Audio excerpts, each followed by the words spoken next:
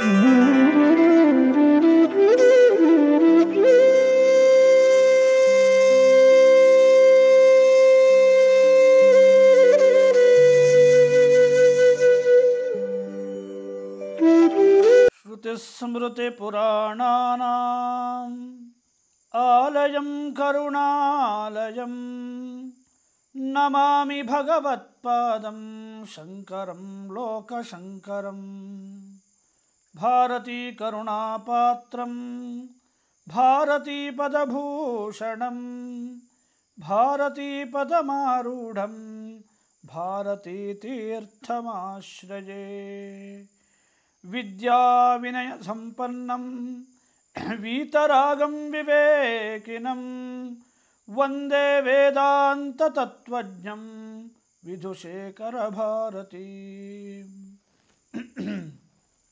ಶ್ರೀ ಗುರುಭ್ಯೋ ನಮಃ.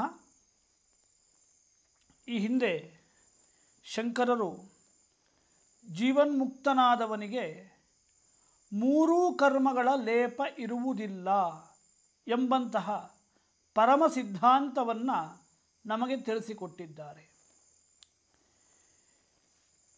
ಜೀವನ್ಮುಕ್ತನಾದವನಿಗೆ ಪ್ರಾರಬ್ಧ ಕರ್ಮ ಹೇಳುವಂಥದ್ದು ಇರುತ್ತದೆ ಅಂತ ಶ್ರುತಿಯು ಕೆಲವೊಂದು ಸ್ಥಳದಲ್ಲಿ ಹೇಳುತ್ತೆ. ಅದನ್ನು ಏಕಾಗಿ ಹೇಳುತ್ತೆ ಅಂದರೆ ನಮ್ಮಂತಹ ಅಲ್ಪಬುದ್ಧಿಗಳಿಗೆ ಆ ಒಂದು ಅವಸ್ಥೆಯ ಅರ್ಥ ಆಗೋದಿಲ್ಲ. ಅದನ್ನು ತಿಳಿಸಬೇಕು ಅಂತ ಹೇಳಲಿಕ್ಕಾಗಿ ಏನು ಹೇಳ್ತಾ ಇದೆ, ಜೀವನ್ಮುಕ್ತನಾದವನಿಗೂ ಪ್ರಾರಬ್ಧ ಕರ್ಮ ಇರುತ್ತೆ ಅಂತ ನಮ್ಮ ದೃಷ್ಟಿಯಲ್ಲಿ ಹೇಳ್ತಾ ಇದೆಯೇ ಹೊರತು ಅವರ ದೃಷ್ಟಿಯಲ್ಲಿ ಪ್ರಾರಬ್ಧ ಕರ್ಮ ಇರೋದಿಲ್ಲ. ಏಕೆ ಅಂದರೆ ಆ ಪ್ರಾರಬ್ಧ ಕರ್ಮ ಕಲ್ಪಿಸಿದ್ದು ಎಲ್ಲಿ? ಶರೀರದಲ್ಲಿ. ಯಾವ ಕರ್ಮವಾದರೂ ಇರೋದು ಆತ್ಮನಿಗಲ್ಲ, ಅದು ಶರೀರಕ್ಕೆ. ಶರೀರದಲ್ಲಿ ಆತ್ಮಬುದ್ಧಿ ಇಲ್ಲದೆ ಇರುವುದರಿಂದ ಅವನಿಗೆ ಆ ಒಂದು ಪ್ರಾರಬ್ಧ ಕರ್ಮವೂ ಕೆಲಸ ಮಾಡೋದಿಲ್ಲ ಅಂತ ಹೇಳಿದ್ದಾರೆ. ಈ ಅರ್ಥವನ್ನು ನೋಡಿದ್ದೇವೆ. ಇದೇ ಅರ್ಥವನ್ನು ಮುಂದಿನ ಶ್ಲೋಕ ಹೇಳುತ್ತೆ. 463ನೇ ಶ್ಲೋಕ. ಜ್ಞಾನೇನಾಜ್ಞಾನ ಕಾರ್ಯಸ್ಯ ಸಮೂಲಸ್ಯ ಲಯೋ ಯದಿ ತಿಷ್ಠತ್ಯಯಂ ಕಥಂ ದೇಹ ಇತಿ ಶಂಕಾವತೋ ಜಡಾನ್ ಸಮಾಧಾತುಂ ಬಾಹ್ಯದೃಷ್ಟ್ಯ ಪ್ರಾರಬ್ಧಂ ವದತಿ ಶ್ರುತಿಃ ನತು ದೇಹಾದಿ ಸತ್ಯತ್ವ ಬೋಧನಾಯ ವಿಪಶ್ಚಿತಾಂ. ಏನು ಹೇಳ್ತಾ ಇದೆ? ಜ್ಞಾನ ಹೇಳುವಂಥದ್ದು ಎಲ್ಲ ಕರ್ಮಗಳನ್ನು ನಾಶ ಮಾಡುತ್ತೆ ಅಂತ ಶ್ರುತಿ ಹೇಳಿದೆ. ಜ್ಞಾನೇನ ಅಜ್ಞಾನ ಕಾರ್ಯಸ್ಯ ಸಮೂಲಸ್ಯ ಲಯೋ ಯದಿ. ಜ್ಞಾನ ಎಲ್ಲ ಅಜ್ಞಾನಗಳನ್ನು ನಾಶ ಮಾಡಿಬಿಡತ್ತೆ ಅಂತ ನೀವು ಹೇಳ್ತಾ ಇದ್ದೀರಾ. ಆದರೆ ಈ ಶರೀರ ಇನ್ನೂ ಹಾಗೆ ಇದೆಯಲ್ಲ ಅಂತ ಕೇಳಿದರೆ, ಒಬ್ಬರು ಆತ್ಮಜ್ಞಾನಿಗಳಿದ್ದಾರೆ, ಜೀವನ್ಮುಕ್ತರಿದ್ದಾರೆ. ಅವರು ತಮ್ಮ ಅಜ್ಞಾನವನ್ನು ಜ್ಞಾನದಿಂದ ಕಳ್ಕೊಂಡಿದ್ದಾರೆ. ಆದರೆ ನಮ್ಮ ಪ್ರಶ್ನೆ ಏನು? ಜ್ಞಾನದಿಂದ ಎಲ್ಲ ಅಜ್ಞಾನಗಳು ಹೊರಟು ಹೋದ ಮೇಲೆ ಶರೀರವೂ ಇರಬಾರ್ದು, ಶರೀರವೂ ಬಿದ್ದು ಹೋಗಬೇಕು. ಏಕೆ? ಆ ಜ್ಞಾನ ಎಲ್ಲವನ್ನೂ ನಾಶ ಮಾಡುತ್ತೆ, ಅಜ್ಞಾನವನ್ನು ನಾಶ ಮಾಡುತ್ತೆ. ಈ ಶರೀರ ಅಜ್ಞಾನದಿಂದ ಬಂದಿದ್ದು. ಆದ್ದರಿಂದ ಈ ಶರೀರ ಇದೆಯಲ್ಲ, ತಿಷ್ಠತ್ಯಯಂ ಕಥಂ ದೇಹ, ಈ ದೇಹ ಹಾಗೆ ಇದೆಯಲ್ಲ, ಅದಕ್ಕೆ ಏನು ಉತ್ತರ ಹೇಳ್ತೀರಾ ನೀವು? ಇತಿ ಶಂಕಾವತೋ ಜಡಾನ್. ಈ ರೀತಿಯಲ್ಲಿ ಶಂಕೆ ಇರುವವರು ಯಾರು ಅಂದರೆ ಜಡರಾದವರು, ಅಂದರೆ ಅಲ್ಪಬುದ್ಧಿಯವರು, ಅಜ್ಞಾನಿಗಳು. ನಾವೇನು ಅಂದ್ಕೊಳ್ತೇವೆ ಅಂದರೆ ಜ್ಞಾನೇನ, ಜ್ಞಾನದಿಂದ ಅಜ್ಞಾನ ಹಾಗೂ ಅಜ್ಞಾನದ ಕಾರ್ಯ ಅಂದರೆ ಶರೀರಾದಿಗಳಲ್ಲಿ ಆತ್ಮಬುದ್ಧಿ ಸಮೂಲಸ್ಯ ಲಯೋ ಯದಿ. ಒಮ್ಮೆ ಲಯವಾಗಿಬಿಟ್ರೆ ಅವನ ದೇಹ ಇನ್ನೂ ನಮಗೆ ಕಣ್ಣಿಗೆ ಕಾಣ್ತಾ ಇದೆಯಲ್ಲ, ಅಂದರೆ ನಮ್ಮ ದೃಷ್ಟಿಯಲ್ಲೇ ಹೇಳ್ತಾ ಇರೋದು. ತಿಷ್ಠತ್ಯಯಂ ಕಥಂ ದೇಹ, ಇವನ ದೇಹ ಇನ್ನೂ ಇದೆಯಲ್ಲ, ಹೇಗಿದೆ ಅಂತ ಕೇಳಿದರೆ ನಮಗೆ ಅರ್ಥ ಮಾಡಿಸ್ಲಿಕ್ಕಾಗಿ ಸಮಾಧಾತುಂ ಅಂದರೆ ನಮ್ಮ ಈ ಶಂಕೆಗೆ ಸಮಾಧಾನವನ್ನು ಹೇಳಲಿಕ್ಕಾಗಿ ಬಾಹ್ಯ ದೃಷ್ಟ್ಯ, ಹೊರಗಿನ ದೃಷ್ಟಿಯಿಂದ, ನಮ್ಮ ದೃಷ್ಟಿಯಿಂದ ಪ್ರಾರಬ್ಧಂ ವದತಿ ಶ್ರುತಿ. ಪ್ರಾರಬ್ಧ ಕರ್ಮ ಇನ್ನೂ ಇದೆ ಅಂತ ಶ್ರುತಿ ಹೇಳ್ತಾ ಇದೆ, ಅನುವಾದ ಮಾಡ್ತಾ ಇರೋದು. ಶ್ರುತಿ ಅನುವಾದವನ್ನು ಮಾಡುತ್ತೆ. ಅನುವಾದ ಮಾಡೋದು ಅಂದರೆ ಏನು? ನಮಗೆ ಗೊತ್ತಿಲ್ಲದೆ ಇರೋ ವಿಚಾರವನ್ನು ಹೇಳೋದು ವಿಶೇಷವಾದ ಅರ್ಥ.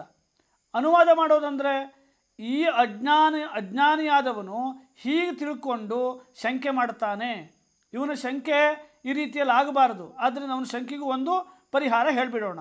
ಇನ್ನೂ ಅವನಿಗೆ ಪ್ರಾರಬ್ಧ ಕರ್ಮ ಇದೆ, ಆದ್ದರಿಂದ ಅವನ ದೇಹ ಬಿದ್ದೋಗಿಲ್ಲ, ಆಯಿತಾ, ನಿನಗೆ ಸಮಾಧಾನ ಅಂತ ಇವನಿಗೆ ಆ ಶ್ರುತಿ ಹೇಳ್ತಾ ಇದೆ. ಇವನಿಗೆ ಅಂದರೆ ಜಡನಾದವನಿಗೆ, ಅಲ್ಪಬುದ್ಧಿ ಇರುವವನಿಗೆ, ಸಾಮಾನ್ಯನಾದವನಿಗೆ.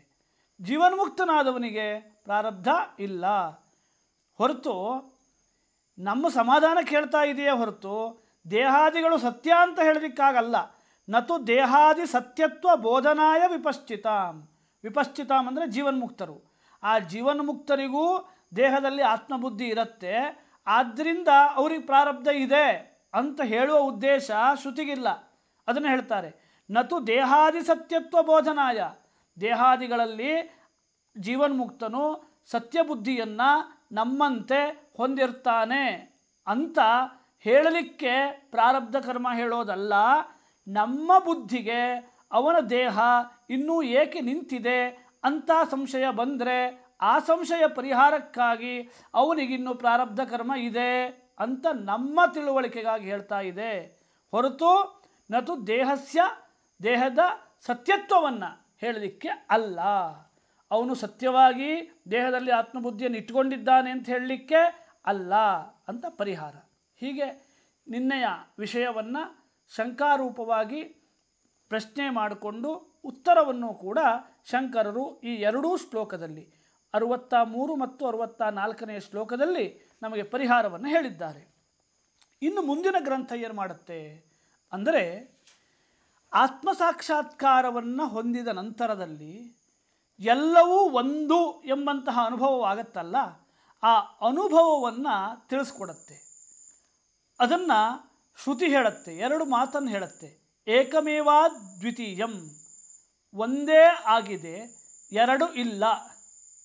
ದ್ವಿತೀಯ ಹೇಳೋದಿಲ್ಲ, ಅದ್ವಿತೀಯಂ. ಮತ್ತು ಏಕಮೇವ ಅಂದರೆ ಎರಡೆರಡು ವಿಶೇಷಣ. ಎರಡೂ ವಿಶೇಷಣ ಏಕೆ ಅಂದರೆ ಎರಡಾದದ್ದು ಬೇರೆಯದ್ದಿಲ್ಲ, ಇದು ಒಂದೇ ಆಗಿದೆ. ಅರ್ಥತೋ ಒಂದೇ ಅರ್ಥ. ಏಕಂ ಅಂದರೂ ಒಂದೇ, ಅದ್ವಿತೀಯ ಅಂದರೂ ಒಂದೇ. ಎರಡಿಲ್ಲದೆ ಇರೋದು ಅಂದರೂ ಒಂದೇ, ಒಂದಾಗಿರೋದು ಅಂದರೂ ಒಂದೇ. ಎರಡನ್ನಾಗಿ ಏಕೆ ಹೇಳ್ತಾ ಇದೆ ಅಂದರೆ, ನಮಗೆ ಬೇರೆ ಏನಾದರೂ ಸಂಶಯ ಬಂದರೆ ಆ ಸಂಶಯಕ್ಕೆ ಅವಕಾಶ ಕೊಡಬಾರ್ದು ಅಂತ ಏಕಮೇವ ದ್ವಿತೀಯಂ ಅಂತ ಶ್ರುತಿ ಹೇಳುತ್ತೆ. ಆ ಪರಮಾತ್ಮ ವಸ್ತು ಒಂದೇ ಆಗಿದೆ, ಎರಡು ಇಲ್ಲ. ಮತ್ತೊಂದು ಹೇಳುತ್ತೆ, ಪ್ರಪಂಚ ಕಾಣ್ತಾ ಇದೆಯಲ್ಲ, ಈ ಅದ್ವಯಂ ಹೇಳುವಂಥದ್ರಲ್ಲಿ ಜೀವಬ್ರಹ್ಮಾತ್ಮೈಕ್ಯವನ್ನು ಹೇಳಿದಾಗಾಯಿತು. ಇನ್ನು ಪ್ರಪಂಚ ಕಾಣ್ತಾ ಇದೆಯಲ್ಲ, ಆ ಪ್ರಪಂಚವನ್ನು ಏನು ಹೇಳುತ್ತೆ? ನೇಹ ನಾನಾಸ್ತಿ ಕಿಂಚನ. ಇಹ ಅಂದರೆ ಈ ಪ್ರಪಂಚದಲ್ಲಿ ಕಾಣುವಂತಹ ಈ ವಸ್ತುಗಳಲ್ಲಿ ನಾನಾತ್ವ ಅಂದರೆ ಬೇರೆ ಬೇರೆಯಾಗುವಿಕೆ ಇಲ್ಲ. ಇಹ ನಾನಾ ಅಂದರೆ ಭಿನ್ನ ಭಿನ್ನತ್ವ, ಬೇರೆ ಬೇರೆಯಾಗುವಿಕೆ ನ ಅಸ್ತಿ ಇಲ್ಲ. ನೇಹ ನಾನಾಸ್ತಿ ಕಿಂಚನ.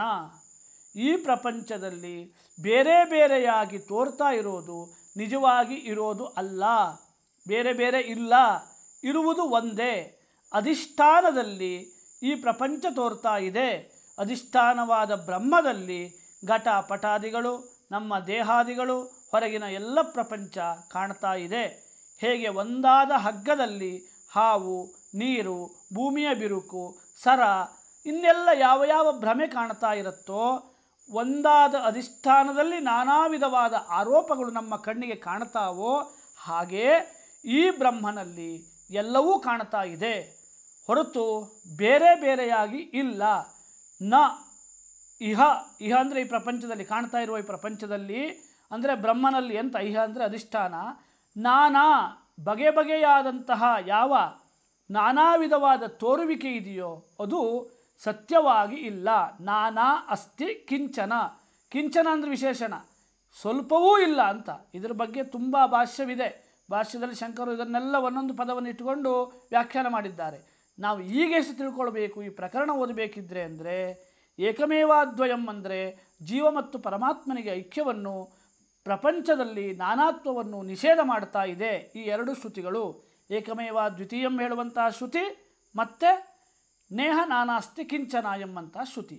ಈ ಶ್ರುತಿಯನ್ನು ಇಟ್ಟುಕೊಂಡು ಮುಂದೆ 7 ಶ್ಲೋಕಗಳಲ್ಲಿ ಈ ಅರ್ಥವನ್ನು ನಮಗೆ ಬೋಧಿಸುತ್ತಾರೆ. ಏಕಮೇವ ದ್ವಿತೀಯವಾದ ಆತ್ಮ ಹೇಗಿದೆ, ನಾನಾ ಇಲ್ಲದೇ ಇರುವಂತಹ ಅಂದರೆ ಭೇದವಿಲ್ಲದಂತಹ ಪ್ರಪಂಚ ಹೇಗಿದೆ ಅಂತ ತಿಳಿಸ್ಕೊಡ್ತಾ ಇದ್ದಾರೆ. 7 ಶ್ಲೋಕದಲ್ಲಿ ಕೊನೆಯ ಪಾದ ಅಂದರೆ 2ನೇ ಪಾದ ಸಮಾನವಾಗಿದೆ. 2ನೇ ಪಾದ ಹೇಗಿದೆ ಅಂದರೆ ಏಕಮೇವ ದ್ವಯಂ ಬ್ರಹ್ಮ ನೇಹ ನಾನಾಸ್ತಿ ಕಿಂಚನ. ಈ ಅರ್ಥವನ್ನು ಈಗ ನೋಡಿದ್ದೇವೆ. ಈ ಪರಮಾತ್ಮ ವಸ್ತು ಒಂದೇ ಇದೆ, ಏಕಮೇವ ದ್ವಿತೀಯಂ ಬ್ರಹ್ಮ ನಾಸ್ತಿ ನೇಹ ನಾನಾಸ್ತಿ ಕಿಂಚನ.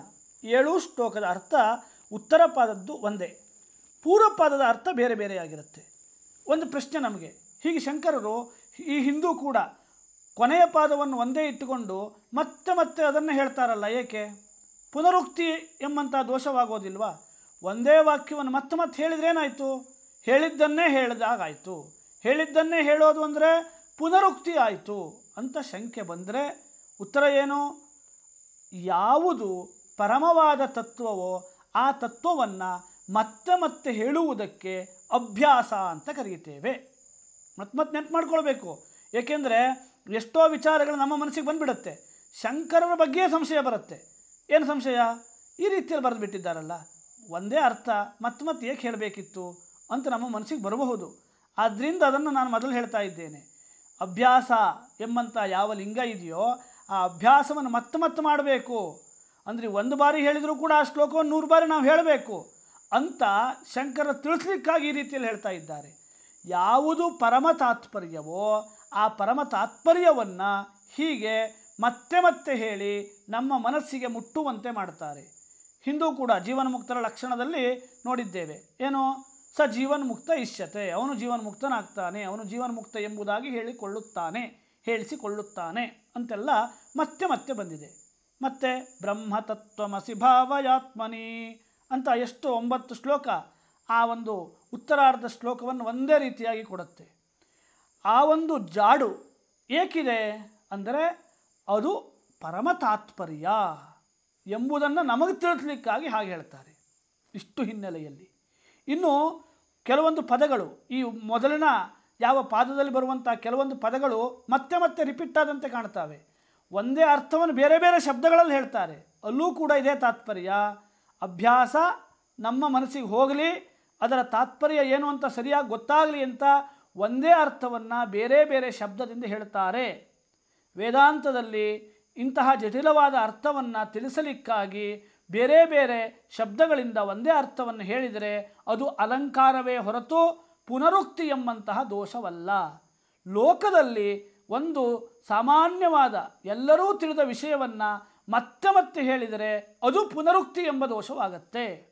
ಆದರೆ ಈ ಅಜ್ಞಾನದಲ್ಲಿ ಮುಳುಗಿರುವಂತಹ ನಮ್ಮನ್ನು ಎಬ್ಬಿಸಲಿಕ್ಕಾಗಿ ಶ್ರುತಿಯೂ ಕೂಡ ತತ್ವಮಸಿ ಅಂತ 9 ಬಾರಿ ಈ ಒಂದು ಅಭ್ಯಾಸವನ್ನು ತಿಳಿಸ್ಕೊಡತ್ತೆ.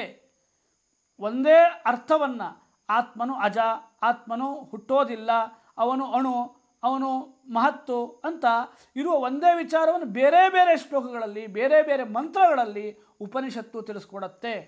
ಈ ನಿಟ್ಟಿನಲ್ಲಿ ಶಂಕರರು ಅದೇ ಒಂದು ದಾರಿಯನ್ನು ಹಿಡಿದು ನಮಗೆ ತಿಳಿಸ್ಕೊಡ್ತಾರೆ. ಆ ಪರಮಾತ್ಮನ ಸ್ವರೂಪ ಹೇಗಿದೆ ಅಂದರೆ ಪರಮಾತ್ಮ ಸಾಕ್ಷಾತ್ಕಾರವನ್ನು ಪಡೆದಂತಹ ಆತ್ಮಜ್ಞಾನಿ ಈ ಪ್ರಪಂಚವನ್ನು ತನ್ನನ್ನು ಹೇಗೆ ನೋಡ್ತಾನೆ ಅಂತ. ಪ್ರಪಂಚವನ್ನು ನೋಡೋದು ಅಂದ್ರೇನು? ತನ್ನನ್ನು ನೋಡೋದು ಅಂತ. ತಾನೇ ಎಲ್ಲವೂ ಆಗಿ ಅವನು ನೋಡ್ತಾನೆ. ಹೇಗೆ? ಈ ರೀತಿಯಲ್ಲಿ ನೋಡ್ತಾನೆ. ಪರಿಪೂರ್ಣ ಮನಾದ್ಯಂತಂ ಅಪ್ರಮೇಯಮ ವಿಕ್ರಿಯಂ ಏಕಮೇವ ದ್ವಯಂ ಬ್ರಹ್ಮ ನೇಹನಾನ ಅಸ್ತಿ ಕಿಂಚನ. ಈ ಬ್ರಹ್ಮದಲ್ಲಿ ನಾನಾತ್ವ ಹೇಳೋದಿಲ್ಲ ಅಂದ್ರೇನು ಹೇಳಿದಾಗಾಯಿತು? ಈ ಬ್ರಹ್ಮನಲ್ಲಿ ಯಾವ ಭೇದವೂ ಇಲ್ಲ, ಅದು ಒಂದೇ. ಇದನ್ನು ಹಿಂದೆ ನೋಡಿದ್ದೇವೆ. ಸಜಾತೀಯ ವಿಜಾತೀಯ ಸ್ವಗತ ಶೂನ್ಯವಾದದ್ದು ಬ್ರಹ್ಮ. ಇದರ ಅರ್ಥವನ್ನು ಮತ್ತೆ ನಾವು ವಿವರಣೆ ಮಾಡೋದಿಲ್ಲ, ಏಕೆ ಪುನರುಕ್ತಿ ಬೇಡ ಅಂತ. ಸಜಾತೀಯವಾದದ್ದು ಇಲ್ಲ, ವಿಜಾತೀಯವಾದ ಭೇದವೂ ಇಲ್ಲ, ಸ್ವಗತ ಭೇದವೂ ಬ್ರಹ್ಮನಲ್ಲಿ ಇಲ್ಲ. ಅದಕ್ಕೆ ಏಕಮೇವ ದ್ವಯಂ ಬ್ರಹ್ಮ ಅಂತ ಹೇಳಿದ್ದಾರೆ. ಇನ್ನು ಪರಿಪೂರ್ಣಂ ಪರಿಪೂರ್ಣವಾದದ್ದು ಅಂದರೆ ಏನು? ಅದಕ್ಕೆ ಇನ್ನಾವ ಅಪೇಕ್ಷೆಯೂ ಇಲ್ಲದೇ ಇದ್ದಾಗ ಅವನು ಪರಿಪೂರ್ಣನಾದ ಅಂತ ಹೇಳ್ತೇವೆ. ನಾವು ಪರಿಪೂರ್ಣನಾದೆವು ಅಂತ ಹೇಳ್ತೇವೆ ಯಾವಾಗ? ನಮಗೆ ಏನನ್ನೆಲ್ಲ ಹೊಂದಬೇಕಿತ್ತು ಅದನ್ನೆಲ್ಲ ಹೊಂದಿದ ಮೇಲೆ ಪರಿಪೂರ್ಣನಾದೆವು ಅಂತ ನಾವು ಹೇಳ್ತೇವೆ. ಅದು 100 ಮಾರ್ಕ್ಸ್ ಬರಬೇಕಿತ್ತು ಪರೀಕ್ಷೆಯಲ್ಲಿ. ಪೂರ್ಣಾಂಕ ಬಂತು ಅಂತ ಹೇಳೋದು ಯಾವಾಗ? 100 ಅಂಕ ಬಂದರೆ ಪೂರ್ಣಾಂಕ ಅಂತ ಹೇಳೋದು. ಹಾಗೆ ಏನನ್ನೆಲ್ಲ ಪಡಿಬೇಕೋ ಅದನ್ನೆಲ್ಲ ಅವನು ಪಡೆದಿದ್ದಾನೆ ಅಂದರೆ ಎಲ್ಲವೂ ಬ್ರಹ್ಮವಾಗಿ ಅವನು ಅನುಭವಿಸ್ತಾ ಇದ್ದಾನೆ. ಆದ್ದರಿಂದ ಪರಿಪೂರ್ಣಮಯಂ, ಪರಿಪೂರ್ಣನಾದಂತಹ. ಇನ್ನೊಂದು ವಿಶೇಷಣ ಅನಾದಿ, ಆದಿ ಇಲ್ಲದೇ ಇರುವುದರಿಂದ ಅಂತ್ಯವೂ ಇಲ್ಲ. ಎಲ್ಲ ಆದಿ ಇಲ್ಲವೋ ಅಲ್ಲಿ ಅಂತ್ಯವಿಲ್ಲ, ಎಲ್ಲಿ ಅಂತ್ಯವಿಲ್ಲವೋ ಅಲ್ಲಿ ಆದಿ ಇಲ್ಲ. ಅಂದರೆ ಈ ಎರಡೂ ಒಟ್ಟಿಗಿರೋದು. ಅನಾದಿ ಅಂತಂ, ಆದಿ ಅಂತ ಇಲ್ಲದೇ ಇರುವ ಅಪ್ರಮೇಯಂ. ಇನ್ನೊಂದು ವಿಶೇಷಣ ಪ್ರಮೇಯ ಅಂದ್ರೇನು? ತಿಳಿದುಕೊಳ್ಳುವಂಥದ್ದು ಅಂತ. ಬೇರೆ ಇದ್ದರೆ ತಿಳಿದುಕೊಳ್ಳಬಹುದು. ಆತ್ಮನಿಗಿಂತ ವ್ಯತಿರಿಕ್ತವಾದಂತಹ ವಸ್ತು ಬೇರೆ ಯಾವುದೂ ಇಲ್ಲದೇ ಇರುವುದರಿಂದ ಯಾವುದನ್ನು ಎಲ್ಲೋ ಯಾರು ನೋಡ್ತಾರೆ, ತತ್ಕೇನ ಕಂಪಶ್ಯೇತ್ ಅಂತ ಶ್ರುತಿ ಹೇಳುತ್ತೆ. ತತ್ ಆತ್ಮನನ್ನು ಯಾರು ಯಾವುದರಿಂದ ನೋಡ್ತಾರೆ ಅಂದರೆ ನೋಡಲಿಕ್ಕೆ ಆಗೋದಿಲ್ಲ. ಪ್ರಮಾಣ ಪ್ರಮೇಯ ವ್ಯವಹಾರಗಳು ಭೇದವಾದಂತಹ ವಸ್ತುಗಳಲ್ಲಿ ಹೊರತು ಅಭೇದವಾದಂಥ ಆತ್ಮನಲ್ಲಿ ಯಾವುದೂ ಬರೋದಿಲ್ಲ. ಅದಕ್ಕೆ ಹೇಳಿದ್ದಾರೆ ಅಪ್ರಮೇಯಂ, ಪ್ರಮಾಣಗಳಿಂದ ಆತ್ಮನನ್ನು ತಿಳಿಲಿಕ್ಕೆ ಆಗೋದಿಲ್ಲ. ಅವಿಕ್ರಿಯಂ, ಕ್ರಿಯೆ ಇಲ್ಲ. ಕ್ರಿಯೆ ಯಾವಾಗಿರುತ್ತೆ? ಯಾವ ವಸ್ತು ಪರಿಚ್ಛಿನ್ನವಾಗಿರುತ್ತೋ ಆಗ ಕ್ರಿಯೆ ಇರುತ್ತೆ. ನಾವು ಶೃಂಗೇರಿಯಲ್ಲಿದ್ದೇವೆ, ಈಗ ಬೆಂಗಳೂರಲ್ಲಿ ಇಲ್ಲ. ಏನು ಮಾಡಬೇಕು? ಶೃಂಗೇರಿಯಿಂದ ಬೆಂಗಳೂರಿಗೆ ಹೋದರೆ ಬೆಂಗಳೂರಿಗೆ ಹೋದ್ವಿ ಅಂತಾಗತ್ತೆ.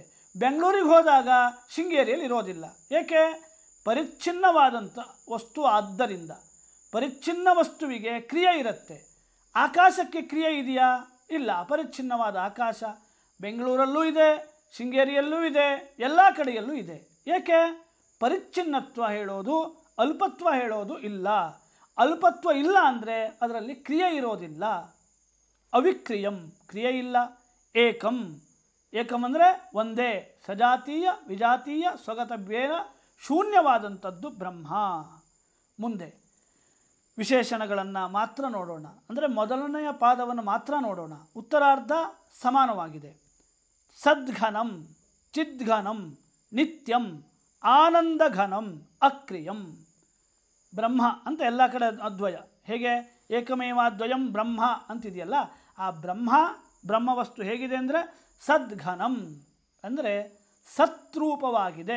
ಇರುವಿಕೆ ಹೇಳುವಂಥದ್ದು ಮಾತ್ರ ಇದೆ ಬ್ರಹ್ಮನಲ್ಲಿ. ಬ್ರಹ್ಮನಲ್ಲಿ ಇರೋದೇನು? ಸತ್ತ ಅಂದರೆ ಇರುವಿಕೆ. ಕನ್ನಡದ ಸತ್ತ ಅಲ್ಲ. ಕನ್ನಡದ ಸತ್ತ ಅಂದರೆ ಇಲ್ಲದಿರುವಿಕೆ, ಹೋದ ಅಂತ ಅಂದರೆ ನಮ್ಮ ದೃಷ್ಟಿಯಲ್ಲಿ. ಇಲ್ಲಿ ಬ್ರಹ್ಮನಲ್ಲಿ ಸತ್ತ ಅಂದರೆ ಏನು? ಇರುವಿಕೆ ಮಾತ್ರ ಇರುವುದು ಬ್ರಹ್ಮ. ಚಿದ್ಘನಂ ಕೇವಲ ಚೈತನ್ಯ ಸ್ವರೂಪವಾದದ್ದು ಬ್ರಹ್ಮ. ನಿತ್ಯಂ, ಮತ್ತೆ ನಿತ್ಯ ಅಂತ ವಿಶೇಷಣ. ನಿತ್ಯ ಅಂದ್ರೇನು? ಆದಿ ಅಂತ್ಯ ಇಲ್ಲದೇ ಇರುವುದೇ ನಿತ್ಯವಾದದ್ದು. ಆನಂದಘನಂ ಹೇಗಿದೆ? ಆನಂದ ರೂಪವಾದದ್ದು ಬ್ರಹ್ಮ. ಅಕ್ರಿಯಂ, ಮತ್ತೆ ಇದನ್ನು ನೋಡಿದ್ದೇವೆ. ಏನು? ಅಕ್ರಿಯಂ ಅಂದರೂ ಒಂದೇ, ಅವಿಕ್ರಿಯಂ ಅಂದರೂ ಒಂದೇ. ಅದನ್ನು ಮತ್ತೆ ಹೇಳಲಿಕ್ಕಾಗಿ ಶಂಕರರು ಅಕ್ರಿಯಂ ಅಂತ ಹೇಳಿದ್ದಾರೆ. ಇಷ್ಟು ಈ ಶ್ಲೋಕದ ಅರ್ಥ. ಮತ್ತೆ ಪ್ರತ್ಯಗೇಕ ರಸಂ. ಪ್ರತ್ಯಕ್ ಅಂದ್ರೇನು? ಒಳಗೆ. ಒಳಗೆ ಅಂದರೆ ತಾನು ಒಂದಾದಂತಹ ಆನಂದವನ್ನು ಅನುಭವಿಸ್ತಾ ಇದ್ದಾನೆ.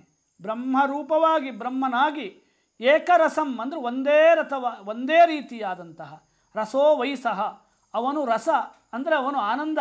ಆ ಆನಂದ ನಾನಾಗಿದ್ದೇನೆ ಅಂತ. ಯಾರು? ಪ್ರತ್ಯಕ್, ಜೀವನಾದವನು, ಒಳಗಿರುವಂಥವನು. ಪ್ರತ್ಯಗೇಕರಸಂ. ಪೂರ್ಣಂ, ಪೂರ್ಣಂ ಅಂದ್ರೇನು?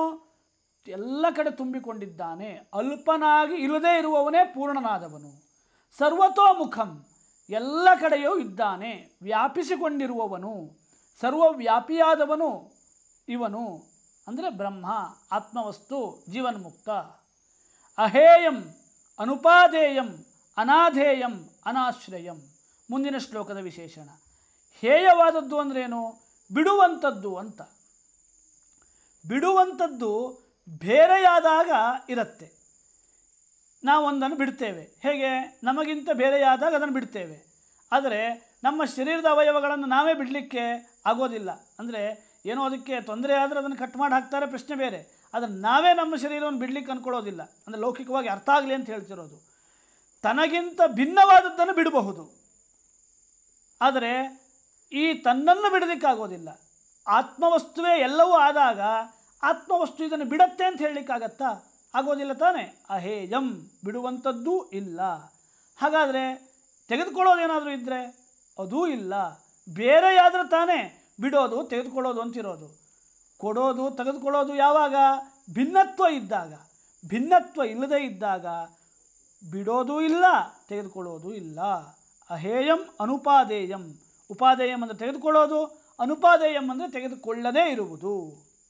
ಇನ್ನು ಅನಾಧೇಯಂ. ಆಧೇಯ ಅಂದರೆ ಇಡೋದು. ಯಾವುದು ಅಲ್ಪವಾಗಿರುತ್ತೋ ಅದನ್ನು ದೊಡ್ಡದಾದ ವಸ್ತುವಿನ ಮೇಲೆ ಇಡಬಹುದು. ಆತ್ಮವಸ್ತುವನ್ನು ಎಲ್ಲಾದರೂ ಇಡಲಿಕ್ಕಾಗತ್ತಾ? ಏಕಾಗೋದಿಲ್ಲ. ಎಲ್ಲ ಕಡೆ ವ್ಯಾಪಿಸಿರುವುದು ಆತ್ಮವಸ್ತು. ಎಲ್ಲ ಕಡೆ ವ್ಯಾಪಿಸಿರುವಂತಹ ಆತ್ಮವಸ್ತುವನ್ನು ಎಲ್ಲಾದರೂ ಇಡ್ತೇನೆ ಅಂದರೆ ಇಡಲಿಕ್ಕೆ ಬೇರೆ ಏನಾದರೂ ಬೇಕಾಗತ್ತೆ, ಬೇರೆ ಇಲ್ಲ. ಆದ್ದರಿಂದ ಅದು ಬೇರೆ ಕಡೆ ಇಡಲಿಕ್ಕಾಗೋದಿಲ್ಲ. ಅಧೇಯಂ. ಇನ್ನು ಅನಾಶ್ರಯಂ. ಇದಕ್ಕೆ ಆಧೇಯ ಇಲ್ಲ ಅಂತ ಹೇಳಿದಾಗೆ ಆಶ್ರಯವೂ ಇಲ್ಲ. ಏಕೆಂದರೆ ಅಲ್ಪವಾದದ್ದು ಬೃಹದ್ದಾದಂಥ ವಸ್ತುವಿನ ಮೇಲೆ ಇದ್ದಾಗ ಅಲ್ಪವಾದದ್ದು ಆಶ್ರಿತವಾಗತ್ತೆ. ಯಾವುದು ದೊಡ್ಡದಾಗಿರುತ್ತೋ ಅದು ಆಶ್ರಯವನ್ನು ಕೊಡುವಂಥದ್ದಾಗತ್ತೆ. ಬ್ರಹ್ಮನಿಗಿಂತ ದೊಡ್ಡದಾದ ವಸ್ತು ಇಲ್ಲದೇ ಇರುವುದರಿಂದ ಅದನ್ನು ಎಲ್ಲಿ ಇಡಲಿಕ್ಕೂ ಆಗೋದಿಲ್ಲ. ಆ ಆತ್ಮನಿಗೆ ಆಶ್ರಯವನ್ನು ಕೊಡುವಂಥದ್ದು ಬೇರೆ ಯಾರೂ ಕೂಡ ಇರೋದಿಲ್ಲ. ಅದೇ ವಿಶೇಷಣ. ಅಹೇಯಂ ಅನುಪಾದೇಯಂ ಅನಾಧೇಯಂ ಅನಾಶ್ರಯಂ. ಇಷ್ಟು ವಿಶೇಷಣ. ಮತ್ತು ಮುಂದಿನ ಶ್ಲೋಕದ ವಿಶೇಷಣ ನೋಡೋಣ. ನಿರ್ಗುಣಂ. ಗುಣಗಳು ಇಲ್ಲ. ಗುಣಗಳು ಇಲ್ಲ ಅಂದ್ರೇನು? ಅವಯವಗಳಿದ್ದರೆ ಅದಕ್ಕೆ ಗುಣ ಇತ್ಯಾದಿಗಳು ಇರ್ತವೆ. ನಿರವಯವಾದದ್ದು. ನಿಷ್ಕಲಂ. ಯಾವುದು ಗುಣ ಇಲ್ಲ, ಆದ್ದರಿಂದ ಅದಕ್ಕೆ ಅವಯವವೂ ಇಲ್ಲ. ಸೂಕ್ಷ್ಮಂ. ಅತ್ಯಂತ ಸೂಕ್ಷ್ಮವಾದದ್ದು. ಏಕೆ? ಸ್ಥೂಲವಾಗಿ ಏನಾದರೂ ಆತ್ಮನನ್ನು ನಾವು ನೋಡಲಿಕ್ಕಾಗತ್ತಾ? ಆಗೋದಿಲ್ಲ. ಅದು ಅನುಭವಿಸಲ್ಪಡುವಂಥದ್ದು. ನಿರ್ವಿಕಲ್ಪಂ. ವಿಕಲ್ಪಗಳಿಲ್ಲ. ವಿಕಲ್ಪಗಳೆಲ್ಲಿರುತ್ತೆ? ಅಜ್ಞಾನ ಇದ್ದಾಗ ಅಥವಾ ಭಿನ್ನತ್ವ ಇದ್ದಾಗ ವಿಕಲ್ಪ ಇರುತ್ತೆ. ಇದು ಹಾಗೋ ಇದು ಹೀಗೋ ಅಂತಿರೋದು ಯಾವಾಗ? ಎರಡಿದ್ದರೆ. ಎರಡು ಇಲ್ಲ ಅಂದರೆ ಅಲ್ಲಿ ಯಾವ ವಿಕಲ್ಪವೂ ಇರೋದಿಲ್ಲ. ನಿರಂಜನಂ. ನಿರಂಜನ ಅಂದ್ರೇನು? ಅಂಜನ ಅಂದರೆ ಅಂಟಿಸಿಕೊಳ್ಳುವಿಕೆ, ಅಂದರೆ ತಾಗುವಿಕೆ. ಯಾವ ತಾಗುವಿಕೆಯೂ ಇಲ್ಲ. ಏಕೆ? ನಿರ್ಮಲವಾದಂಥದ್ದು, ನಿರಂಜನವಾದದ್ದು ಪರಮಾತ್ಮ ವಸ್ತು. ಆ ಪರಮಾತ್ಮ ವಸ್ತು ಹೇಗಿದೆ ಅಂತ ಬಾಯಲ್ಲಿ ಹೇಳಲಿಕ್ಕೆ ಆಗೋದಿಲ್ಲ. ಆದ್ದರಿಂದ ಶಬ್ದ ಹೇಳಲಿಕ್ಕಾಗದೇ ಇರೋ ವಿಷಯವನ್ನು ಹೀಗೆ ಬೇರೆ ಬೇರೆ ಶಬ್ದಗಳಿಂದ ಕರೆದು ನಮ್ಮ ಬುದ್ಧಿಗೆ ಹೋಗುವಂತಹ ಪ್ರಯತ್ನವನ್ನು ಮಾಡುತ್ತೆ. ಅದನ್ನೇ ಶಂಕರಲ್ಲಿ ತೋರಿಸ್ಕೊಡ್ತಾ ಇದ್ದಾರೆ. ಮತ್ತೆ ಮುಂದಿನ ಶ್ಲೋಕದ ವಿಶೇಷಣ ನೋಡೋಣ. ಅನಿರೂಪ್ಯ ಸ್ವರೂಪಂ. ಅಂದರೆ ಈಗ ಹೇಳಿದಂತೆ ಆತ್ಮನನ್ನು ಹೀಗಿದೆ ಅಂತ ನಿರೂಪಿಸಿ ಹೇಳಲಿಕ್ಕಾಗೋದಿಲ್ಲ. ಆತ್ಮನ ನಿರೂಪಣೆ ಮಾಡಿ ಅಂತ ಯಾರಾದರೂ ಹೇಳಿದರೆ ನಿರೂಪಣೆ ಮಾಡಲಿಕ್ಕೆ ಆಗೋದೇ ಇಲ್ಲ. ಹೇಳುವುದೇ ಉತ್ತರ. ಏನು? ಅನಿರೂಪ್ಯಂ.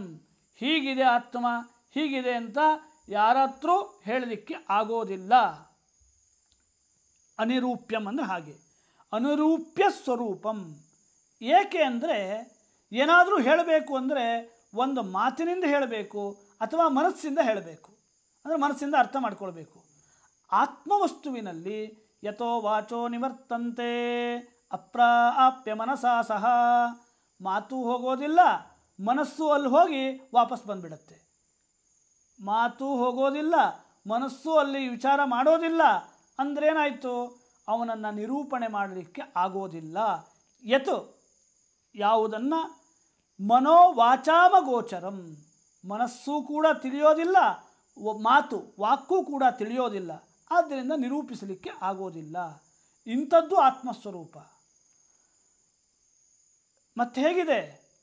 ನಿರೂಪಣೆ ಮಾಡಲಿಕ್ಕೆ ಆಗದೇ ಇದ್ದರೂ ಕೂಡ ಕಷ್ಟಪಟ್ಟು ಶಂಕರರು ನಮಗೆ ನಿರೂಪಣೆ ಮಾಡಿ ತೋರಿಸ್ತಾ ಇದ್ದಾರೆ.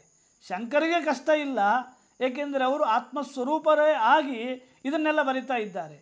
ನಮ್ಮಂಥವರಿಗೆ ಇದನ್ನು ತಿಳ್ಕೊಳ್ಳೋದು ಕಷ್ಟ ಆಗತ್ತೆ. ಆದರೂ ಕೂಡ ನಮ್ಮಂಥವರಿಗೆ ಸುಲಭವಾಗಿ ತಿಳಿಯಲಿ ಅಂತ ಹೀಗೆಲ್ಲ ವಿಶೇಷಣವನ್ನು ಬೇರೆ ಬೇರೆ ಶಬ್ದಗಳಿಂದ ಹೇಳ್ತಾರೆ. ಸತ್ ಸಮೃದ್ಧಂ ಸ್ವತಃ ಸಿದ್ಧಂ ಶುದ್ಧಂ ಬುದ್ಧಂ ಅನೀದೃಶಂ. ಬ್ರಹ್ಮ ಹೇಗಿದೆ?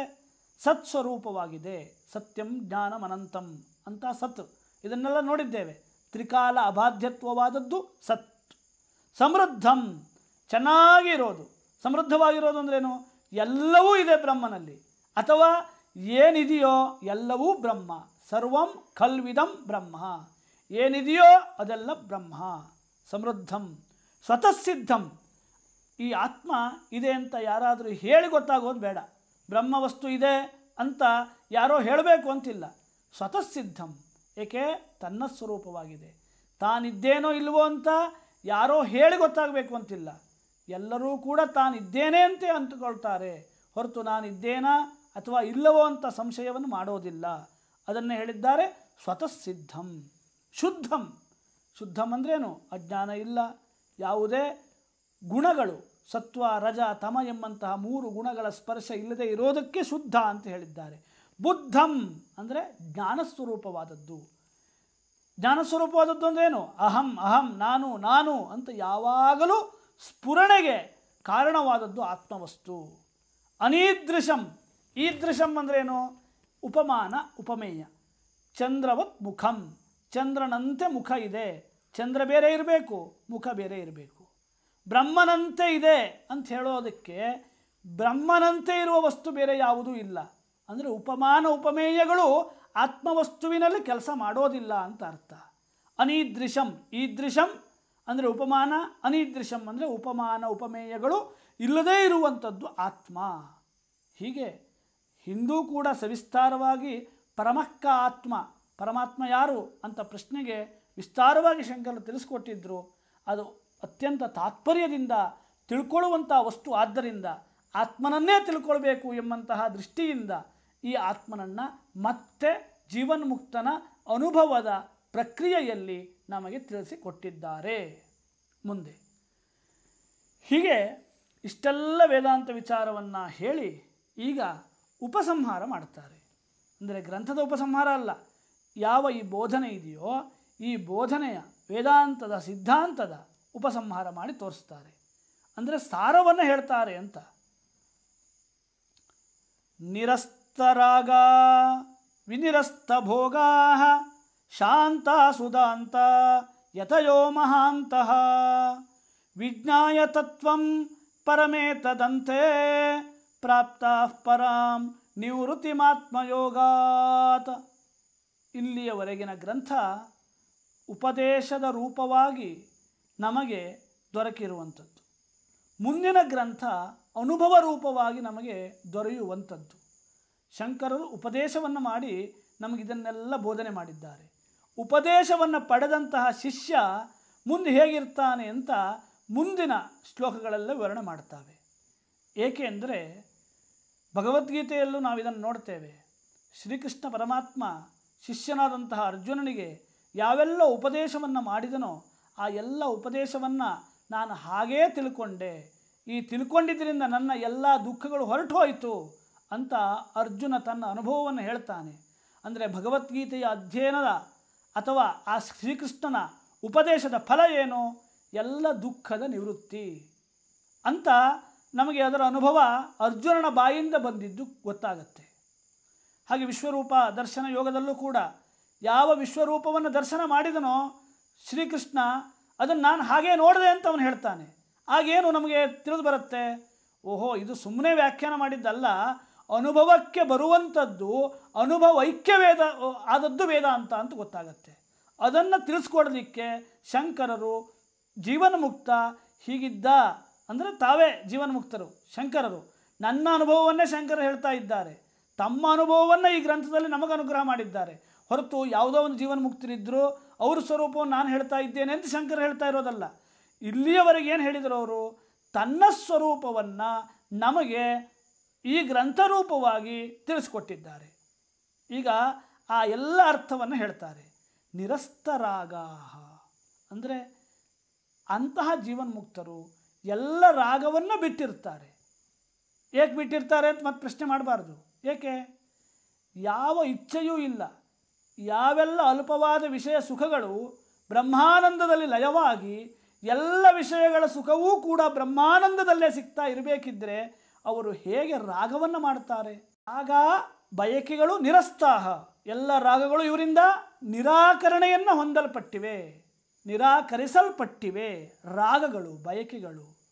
ಇನ್ನು ವಿನಿರಸ್ತ ಭೋಗಾಹ, ಭೋಗಗಳು ರಾಗವೇ ಇಲ್ಲದೇ ಇದ್ದಾಗ, ಬಯಕೆಯೇ ಇಲ್ಲದೇ ಇದ್ದಾಗ ವಿಷಯಗಳ ಭೋಗ ಹೇಗಿರುತ್ತೆ?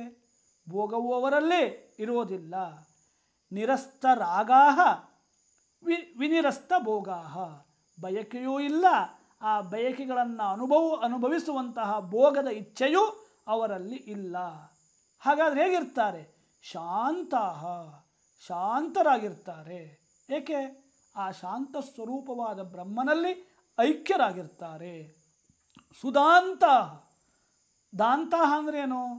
ಇಂದ್ರಿಯವನ್ನು ನಿಗ್ರಹ ಮಾಡಿರುವವನಿಗೆ ದಾಂತ, ಶಮ ದಮ ಅಂತ ಕರೆದಿದ್ದೇವಲ್ಲ, ಚೆನ್ನಾಗಿ ಅವರ ಇಂದ್ರಿಯ ನಿಗ್ರಹಿಸಲ್ಪಟ್ಟಿರುತ್ತೆ. ಏಕೆ?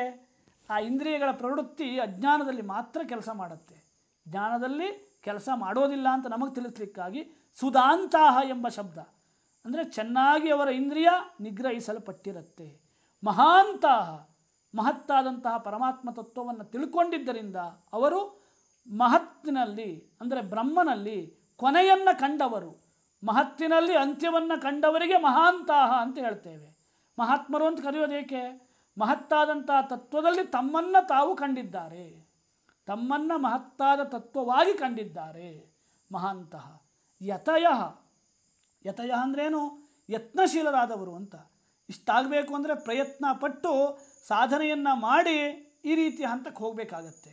ಯತಯ ಏತತ್ಪರಂ ತತ್ವ, ಈ ತತ್ವವನ್ನು ಅಂದರೆ ಪರತತ್ವ ಅಂದರೆ ಬ್ರಹ್ಮತತ್ವ, ಏತತ್ತು ಈ ಹಿಂದೆ ಹೇಳಿದಂತಹ ಆತ್ಮತತ್ವವನ್ನು, ಪರಂ ಅಂದರೆ ದೊಡ್ಡ ತತ್ವವನ್ನು, ವಿಜ್ಞಾಯ ತಿಳಿದು, ಅಂತೆ ಕೊನೆಯಲ್ಲಿ ಅಂದರೆ ನಮ್ಮ ದೃಷ್ಟಿಯಲ್ಲಿ ಕೊನೆ ಆರಂಭ, ಅವ್ರಿಗೆ ಮತ್ತೆ ಅದು ತಿಳಿದ ಮೇಲೆ ಕೊನೆ ಆರಂಭ ಹೇಳೋದಿಲ್ಲ. ಇದನ್ನೆಲ್ಲ ನೋಡಿದ್ದೇವೆ.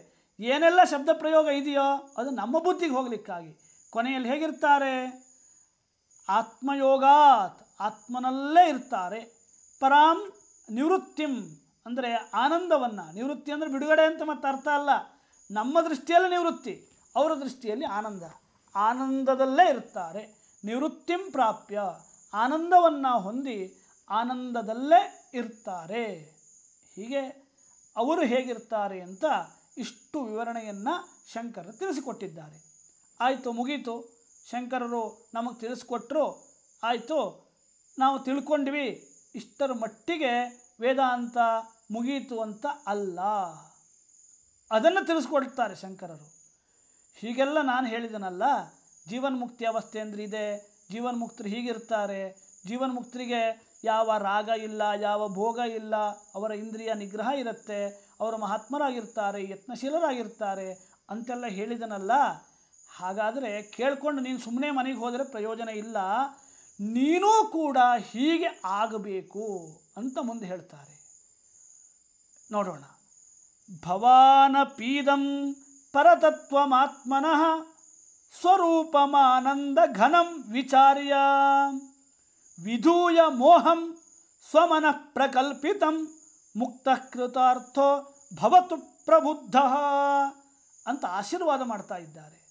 ಭವತು ಪ್ರಬುದ್ಧ, ನೀನೂ ಕೂಡ ಪ್ರಬುದ್ಧನಾಗು, ನೀನೂ ಕೂಡ ಆತ್ಮಜ್ಞಾನಿಯಾಗು ಅಂತ ಆಶೀರ್ವಾದ, ಗುರುಗಳ ಆಶೀರ್ವಾದ.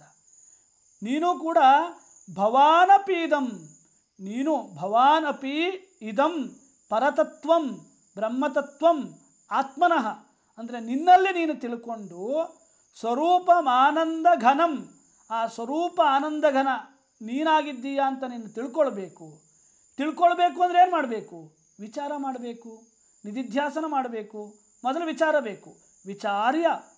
ವಿಚಾರ ಮಾಡಿದ್ರಾಗ ಏನು ಮಾಡಬೇಕು? ಮೋಹಂ ವಿಧೂಯ, ಈ ಶರೀರಾದಿಗಳಲ್ಲಿ ಆತ್ಮಬುದ್ಧಿಯನ್ನು ಮೋಹವನ್ನು ಬಿಟ್ಟು ಅದನ್ನು ಹೇಗೆ ತಿಳ್ಕೊಳ್ಬೇಕು ಅಂದರೆ ಅವೆಲ್ಲ ನಿನ್ನ ಮನಸ್ಸಿನಲ್ಲಿ ಕಲ್ಪಿಸಲ್ಪಟ್ಟಿರುವಂಥವು. ಸ್ವಮನಃಪ್ರಕಲ್ಪಿತಂ, ದೇಹಾದಿಗಳಲ್ಲಿ ಯಾವ ಆತ್ಮಬುದ್ಧಿ ಇದೆಯೋ ಈ ದೇಹಾದಿಗಳಲ್ಲಿ ಇರುವಂಥ ಆತ್ಮಬುದ್ಧಿ ನಿಜವಾಗಿ ಇರೋದಲ್ಲ, ನೀನು ನಿನ್ನ ಬುದ್ಧಿಯಲ್ಲಿ ಕಲ್ಪಿಸಿಕೊಂಡಿರುವಂಥದ್ದು ಅಂತ ನೀನು ವಿಧೂಯ ತಿಳ್ಕೊಂಡು, ವಿಚಾರ್ಯ ವಿಧೂಯ ಬಿಟ್ಟು, ಯಾವುದನ್ನು? ದೇಹಾದಿಗಳಲ್ಲಿ ಆತ್ಮಬುದ್ಧಿಯನ್ನು ಬಿಟ್ಟು ಮುಕ್ತಃ ಕೃತಾರ್ಥಃ, ಕೃತಾರ್ಥನಾಗು ಮುಕ್ತನಾಗು ಅಂತ ಶಿಷ್ಯನಿಗೆ ಗುರುಗಳ ಆಶೀರ್ವಾದ. ಮುಂದೆ 474ನೆಯ ಶ್ಲೋಕ ಏನು ಹೇಳ್ತಾರೆ? ಆಯಿತು, ಇಷ್ಟೆಲ್ಲ ತಿಳ್ಕೊಳ್ಬೇಕು ಅಂತ ಹೇಳಿದ ಮೇಲೆ ಇವನು ಚೆನ್ನಾಗಿ ತಿಳ್ಕೊಳ್ಬೇಕು ತಾನೆ, ಅದಕ್ಕೆಲ್ಲ ಏನು ಪ್ರಮಾಣ ಅಂತೆಲ್ಲ ಹೇಳ್ತಾರೆ. ಈಗ ಸಮಾಧಿನ ಸಾಧು ವಿನಿಶ್ಚಲಾತ್ಮನ ಪಶ್ಚಾತ್ಮತತ್ವಂ ಸ್ಫುಟಬೋಧಚಕ್ಷುಷಾ ನಿಸ್ಸಂಶಯಂ ಸಮ್ಯಗ್ ಅವೇಕ್ಷಿತಶ್ಚೇತ ಶ್ರುತಃ ಪದಾರ್ಥೋ ನ ಪುನರ್ವಿಕಲ್ಪ್ಯತೆ. ನೀನೇನು ಸಂಶಯ ಪಡಬೇಡಪ್ಪ, ಈ ವಿಚಾರ ಮಾಡಿದೆಯಲ್ಲ ಹಾಗೆ ಕೇವಲ ವಿಚಾರ ಮಾಡ್ತಾ ಇರಬೇಡ, ಸಮಾಧಿಗೆ ಹೋಗಬೇಕು. ಶ್ರವಣ ಮನನ ವಿಚಾರ ಸಮಾಧಿ. ಸಮಾಧಿನ ಸಾಧು ವಿನಿಶ್ಚಲಾತ್ಮನ, ಸಾಧು ಚೆನ್ನಾಗಿ, ವಿನಿಶ್ಚಲಾತ್ಮನ ನಿಶ್ಚಲವಾಗಿ ನಿನ್ನ ಮನಸ್ಸಿನಲ್ಲಿ ಆತ್ಮನನ್ನು ಪಶ್ಯನ್ ನೋಡಿ, ತತ್ವವನ್ನು ಆತ್ಮತತ್ವವನ್ನು ನೋಡಿ, ಅಂದರೆ ನೋಡೋದಂದ್ರೆ ಹೇಗೆ, ಬೇರೆಯಾಗಿ ನೋಡೋದಲ್ಲ, ಅನುಭವಿಸೋದು. ಸ್ಫುಟಬೋಧ ಚಕ್ಷುಷ. ಸ್ಫುಟಬೋಧ ಚಕ್ಷ ಅಂದರೆ ಏನು? ಚಕ್ಷುಷ್ ಅಂದರೆ ನಾವು ನೋಡದಂತೆ ಕಣ್ಣು ಬಿಟ್ಕೊಂಡು ಒಳಗೆ ನೋಡೋದಲ್ಲ, ಆತ್ಮನೇ ಆಗಿ ನೋಡುವಂಥದ್ದು. ಸ್ಫುಟಬೋಧ ಚಕ್ಷುಷ ನೋಡಿಬಿಟ್ರೆ ನಿನ್ನ ಎಲ್ಲ ಯಾವ ಭೇದ ಬುದ್ಧಿ ಇದೆಯೋ ಅದೆಲ್ಲ ನಿಸ್ಸಂಶಯಂ, ಸಂಶಯ ಇಲ್ಲದೆ ಹೊರಟೋಗತ್ತೆ ಅಂತ. ಸಂಶಯ ಇರೋದಿಲ್ಲ. ಏಕೆ? ಚೆನ್ನಾಗಿ ನೋಡ್ತಾ ಇದ್ದಾನೆ. ಸಮ್ಯಗ್ ಅವೇಕ್ಷಿತಶ್ಚೇತ್, ಚೆನ್ನಾಗಿ ನೀನು ನೋಡಿದರೆ, ಅಂದರೆ ಚೆನ್ನಾಗಿ ನಿನ್ನ ಅನುಭವವನ್ನು ನೀನು ತಂದುಕೊಂಡ್ರೆ, ಈ ಕೇಳಿದಂಥ ಪದಾರ್ಥ, ನೋಡಿದಂಥ ಪದಾರ್ಥ ಮತ್ತೆ ನೀನು ನೋಡೋದಿಲ್ಲ ಅಂತ. ಅಂದರೆ ಆತ್ಮಜ್ಞಾನ ಆಗುವುದಕ್ಕಿಂತ ಮುಂಚೆ ಯಾವೆಲ್ಲ ಭೇದವನ್ನು, ಭೇದ ರೂಪವಾದ ಶಬ್ದವನ್ನು, ಅಥವಾ ನೀನು ಈ ಶರೀರ ಅಂತೆಲ್ಲ ಏನೆಲ್ಲ ತಿಳ್ಕೊಂಡಿದ್ದೀಯಾ ಆ ಎಲ್ಲವೂ ಕೂಡ ಮತ್ತೆ ನಿನಗೆ ತಿಳುವಳಿಕೆಗೆ ಬರೋದಿಲ್ಲ. ಪದಾರ್ಥೋ ನ ವಿಕಲ್ಪತೆ, ಮತ್ತೆ ಬಂದು ನಿನ್ನ ಮನಸ್ಸಿಗೆ ಅವು ತಾಟೋದಿಲ್ಲ, ಮತ್ತೆ ಬಂದು ಹೊಡೆಯೋದಿಲ್ಲ. ಏನು ಮಾಡ್ತಾವೆ? ಎಲ್ಲವನ್ನೂ ಕೂಡ ಅವು ಲಯ ಮಾಡಿಬಿಡ್ತಾವೆ. ಎಲ್ಲಿ ಲಯ ಮಾಡ್ತಾವೆ? ಬ್ರಹ್ಮನಲ್ಲಿ ಲಯ ಮಾಡ್ತಾವೆ. ಹೇಗೆ ಹಗ್ಗದಲ್ಲಿ ಕಂಡ ಹಾವು, ಮಾಲೆ, ನೀರು, ಭೂಮಿಯ ಬಿರುಕು, ನೂರಾರು ವಿಕಲ್ಪಗಳು ಒಂದಾದ ಹಗ್ಗದಲ್ಲಿ ಹೇಗೆ ಲಯವಾಗ್ತಾವೋ ಹಾಗೆ ಕಾಣುವಂತಹ ದೃಶ್ಯ ಪ್ರಪಂಚ, ದೇಹಾದಿಗಳ ಭೇದ ಎಲ್ಲವೂ ಕೂಡ ಒಮ್ಮೆಲೆ ಲಯವನ್ನು ಹೊಂದುತ್ತಾವೆ. ಒಂದಾದ ನಂತರದೊಂದು ಲಯವಲ್ಲ, ಎಲ್ಲವೂ ಒಮ್ಮೆಲೆ ಲಯವನ್ನು ಹೊಂದುತ್ತಾವೆ. ಯಾವಾಗ? ಆ ಸಾಕ್ಷಾತ್ಕಾರವಾದಾಗ. ಹೀಗ ಇಷ್ಟು ನೀನು ಹೊಂದಬೇಕು ಅಂದರೆ ಇಷ್ಟು ವಿಚಾರ ಮತ್ತು ಸಮಾಧಿಯನ್ನು ಮಾಡಬೇಕು ಅಂತ ಹೇಳಿದ್ದಾರೆ. ಇಷ್ಟೆಲ್ಲ ಹೇಳಾದ ಮೇಲೆ ಮತ್ತೆ ಸಂಶಯ ಬರೋದಿಲ್ಲ. ಆದರೂ ಕೂಡ ನಮ್ಮ ಮತ್ತೆ ಸಂಶಯ ಬಂದರೆ ಅಂತೂ ಗುರುಗಳು ತಿಳ್ಕೊಳ್ತಾರೆ. ಗುರು ಅಂದರೆ ಹೇಗಿರ್ತಾರೆ? ನಮ್ಮ ತಂದೆ ತಾಯಿಗಳಿಗಿಂತಲೂ ಸಹಸ್ರಪಟ್ಟಾಗಿರ್ತಾರೆ. ಇವನಿಗೆ ಸಂಶಯ ಬರಲೇಬಾರದು, ಇವನ ಹತ್ರ ಸಂಶಯ ಸುಳಿಲೇಬಾರದು ಅಂತ ಮತ್ತೆ ಪ್ರಮಾಣ ಹೇಳ್ತಾರೆ. ಹಿಂದೆ ಹೇಳಿದ್ದೆಲ್ಲ ಪ್ರಮಾಣವೇ, ಆದರೆ ಈಗ ಮತ್ತೆ ಆ ಪ್ರಮಾಣಗಳ ಸಾರಾಂಶ ಏನು ಅಂತ ಹೇಳ್ತಾರೆ. ಈ ರೀತಿಯಲ್ಲಿ ನೀನು ತಿಳ್ಕೊಳ್ಬೇಕು ಅಂದರೆ ನಿನಗೆ ಮುಂದಿನ ಈ ಪ್ರಮಾಣಗಳು ಬೇಕಾಗತ್ತೆ. ಏನಾಗಬೇಕು ಅಂದರೆ ಮುಂದೆ ನೋಡೋಣ. ಸ್ವಸ್ಯಾ ವಿದ್ಯಾ ಬಂಧ ಸಂಬಂಧ ಮೋಕ್ಷಾತ್ ಸತ್ಯಜ್ಞಾನಾನಂದ ರೂಪಾತ್ಮಲಬ್ಧೌ ಶಾಸ್ತ್ರಂ ಯುಕ್ತಿ ದೇಶಿಕೋಕ್ತಿ ಪ್ರಮಾಣಂ ಚಾಂತಸಿದ್ಧ ಸ್ವಾನುಭೂತಿ ಪ್ರಮಾಣಂ. ಒಟ್ಟು 4 ವಿಧವಾದ ಪ್ರಮಾಣ ಈ ವಿಚಾರಕ್ಕೆ ಅಂದರೆ ಆತ್ಮಜ್ಞಾನಕ್ಕೆ ಇದೆ. ಹೇಗೆ ಅಂದರೆ ಸ್ವಸ್ಯಾ ವಿದ್ಯಾ ಬಂಧ ಸಂಬಂಧ ಮೋಕ್ಷಾತ್, ನಿನ್ನ ಅಜ್ಞಾನದ ಸಂಬಂಧ ಹೊರಟು ಹೋಗಬೇಕು ಅಂದರೆ ಏನಾಗಬೇಕು? ಸತ್ಯಾಜ್ಞಾನಂದ ರೂಪಾತ್ಮ ಲಬ್ಧವು, ಸತ್ಯವಾದ ಆನಂದವಾದ ಆತ್ಮನನ್ನು ನೀನು ಹೊಂದಬೇಕು. ಎರಡೂ ಒಂದೇ. ಅಜ್ಞಾನ ಹೊರಟೋಗಬೇಕು ಅಂದರೂ ಒಂದೇ, ಜ್ಞಾನ ಆಗಬೇಕು ಅಂದರೂ ಒಂದೇ. ಏಕೆಂದರೆ ಹಗ್ಗದ ಜ್ಞಾನ ಆಗಬೇಕು ಅಂದರೂ ಒಂದೇ, ಸರ್ಪದ ಜ್ಞಾನ ಹೋಗಬೇಕು ಅಂದರೂ ಒಂದೇ. ಹಗ್ಗದ ಅಜ್ಞಾನ ಹೋಗುತ್ತೆ, ಸರ್ಪದ ಜ್ಞಾನ ಹೊರಟೋಗುತ್ತೆ. ದೇಹಾದಿಗಳಲ್ಲಿ ಆತ್ಮಬುದ್ಧಿ ಹೊರಟೋಗುತ್ತೆ, ಬ್ರಹ್ಮನಲ್ಲಿ ತಾನು ಅಹಂ ಬ್ರಹ್ಮಾಸ್ಮಿ ಎಂಬ ಬುದ್ಧಿ ಬರುತ್ತೆ. ಒಟ್ಟಿನಲ್ಲಿ ಅಜ್ಞಾನ ಹೋಯಿತು, ಜ್ಞಾನ ಆಯಿತು ಅಂತ ಹೇಳಿದರೆ ಅಲ್ಲಿ ಎರಡಿಲ್ಲ, ಇರೋದು ಒಂದೇ. ಅರ್ಥ ಆಗ್ತಾ ಇದೆ ಅಂದ್ಕೊಳ್ತೇನೆ. ಸ್ವಸ್ಯಾವಿದ್ಯಾ ಬಂಧ ಸಂಬಂಧ ಮೋಕ್ಷಾತ್. ಮೋಕ್ಷ ಆಗಬೇಕು ಅಂದರೆ ತನ್ನ ಅಜ್ಞಾನ ಹೋಗಬೇಕು. ಅಜ್ಞಾನ ಹೋಗಬೇಕು ಅಂದರೆ ಸತ್ಯಜ್ಞಾನವಾಗಬೇಕು, ಆತ್ಮಜ್ಞಾನವಾಗಬೇಕು. ಆತ್ಮಜ್ಞಾನ ಆಗೋದು ಬೇರೆ, ಅಜ್ಞಾನ ಹೊರಟೋಗೋದು ಬೇರೆ ಅಂತಿಲ್ಲ. ಯಾವಾಗ ಹಗ್ಗದ ಜ್ಞಾನವಾಗತ್ತೋ ಆಗ ಸರ್ಪ ಎಂಬಂತಹ ಜ್ಞಾನ ಹೊರಟೋಗುತ್ತೆ. ಅಂದರೆ ಅದು ಅಜ್ಞಾನ ಆಗಿತ್ತು ಮೊದಲು, ಈಗ ಅಜ್ಞಾನ ಅಂತ ಅನಿಸುತ್ತೆ. ಮೊದಲು ಜ್ಞಾನ, ಸರ್ಪದ ಜ್ಞಾನ ಹೋಗುತ್ತೆ, ಹಗ್ಗದ ಜ್ಞಾನವಾಗತ್ತೆ.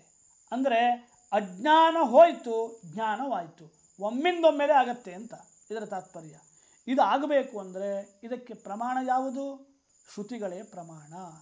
ಶಾಸ್ತ್ರಂ, ಶಾಸ್ತ್ರ ಅಂದರೆ ಶ್ರುತಿ.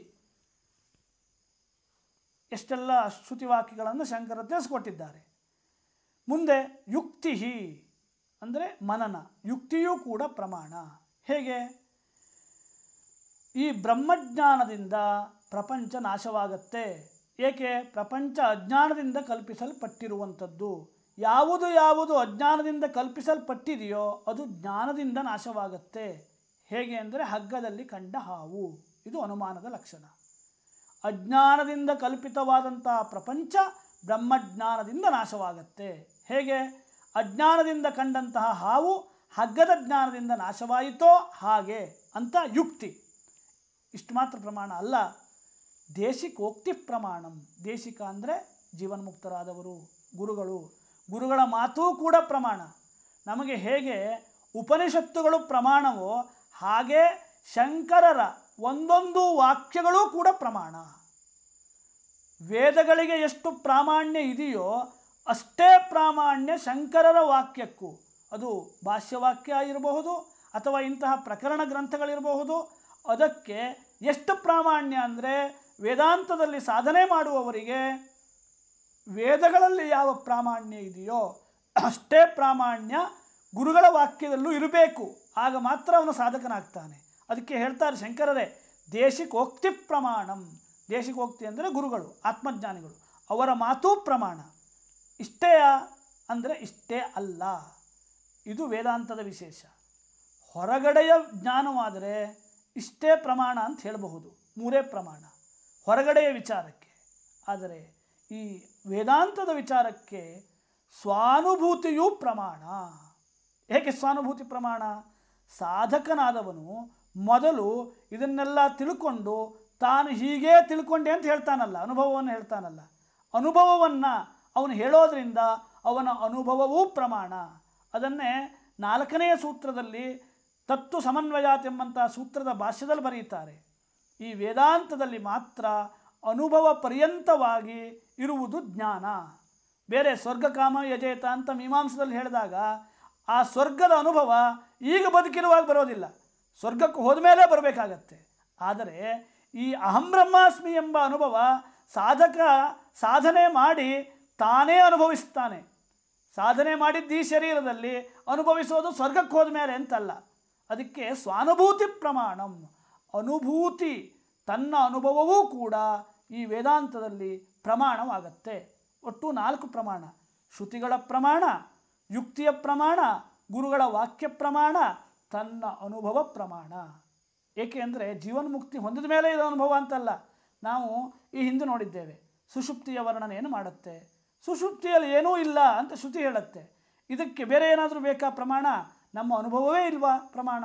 ಆದ್ದರಿಂದ ವೇದಾಂತದಲ್ಲಿ ಹೇಳುವಂತಹ ಪ್ರಮಾಣ ಅನುಭವೈಕ್ಯವಾದದ್ದು, ಅನುಭವಿಸಲ್ಪಡುವಂಥದ್ದು. ಸುಷುಪ್ತಿಯಲ್ಲಿ ನಾವು ಅನುಭವಿಸ್ತೇವೆ ಆ ಆನಂದವನ್ನು. ಅಂದಮೇಲೆ ಜಾಗೃತ ಅವಸ್ಥೆಯಲ್ಲೂ ಕೂಡ ಜ್ಞಾನವಾದ ಮೇಲೆ ಆಗತ್ತೆ, ಆಗೋದಿಲ್ಲ ಅಂತ ಸಂಶಯ ಪಡಲಿಕ್ಕೆ ಸಾಧ್ಯವಿಲ್ಲ. ಶ್ರುತಿ ಹಾಗೆ ಹೇಳ್ತಾ ಇದೆ. ಹೇಗೆ ಸುಷುಪ್ತಿಯಲ್ಲಿ ನೀನು ಏಕವಾಗಿ ಆನಂದ ರಸವನ್ನು ಅನುಭವಿಸ್ತೀಯೋ ಹಾಗೆ ಆತ್ಮಜ್ಞಾನವಾದ ಮೇಲೂ ಅನುಭವಿಸ್ತೀಯ. ಆದರೆ ಅಲ್ಲಿ ಅಜ್ಞಾನ ಇರುತ್ತೆ, ಬ್ರಹ್ಮಜ್ಞಾನವಾದ ಮೇಲೆ ಅಜ್ಞಾನ ಇರೋದಿಲ್ಲ. ವ್ಯತ್ಯಾಸ ಇಷ್ಟೇ.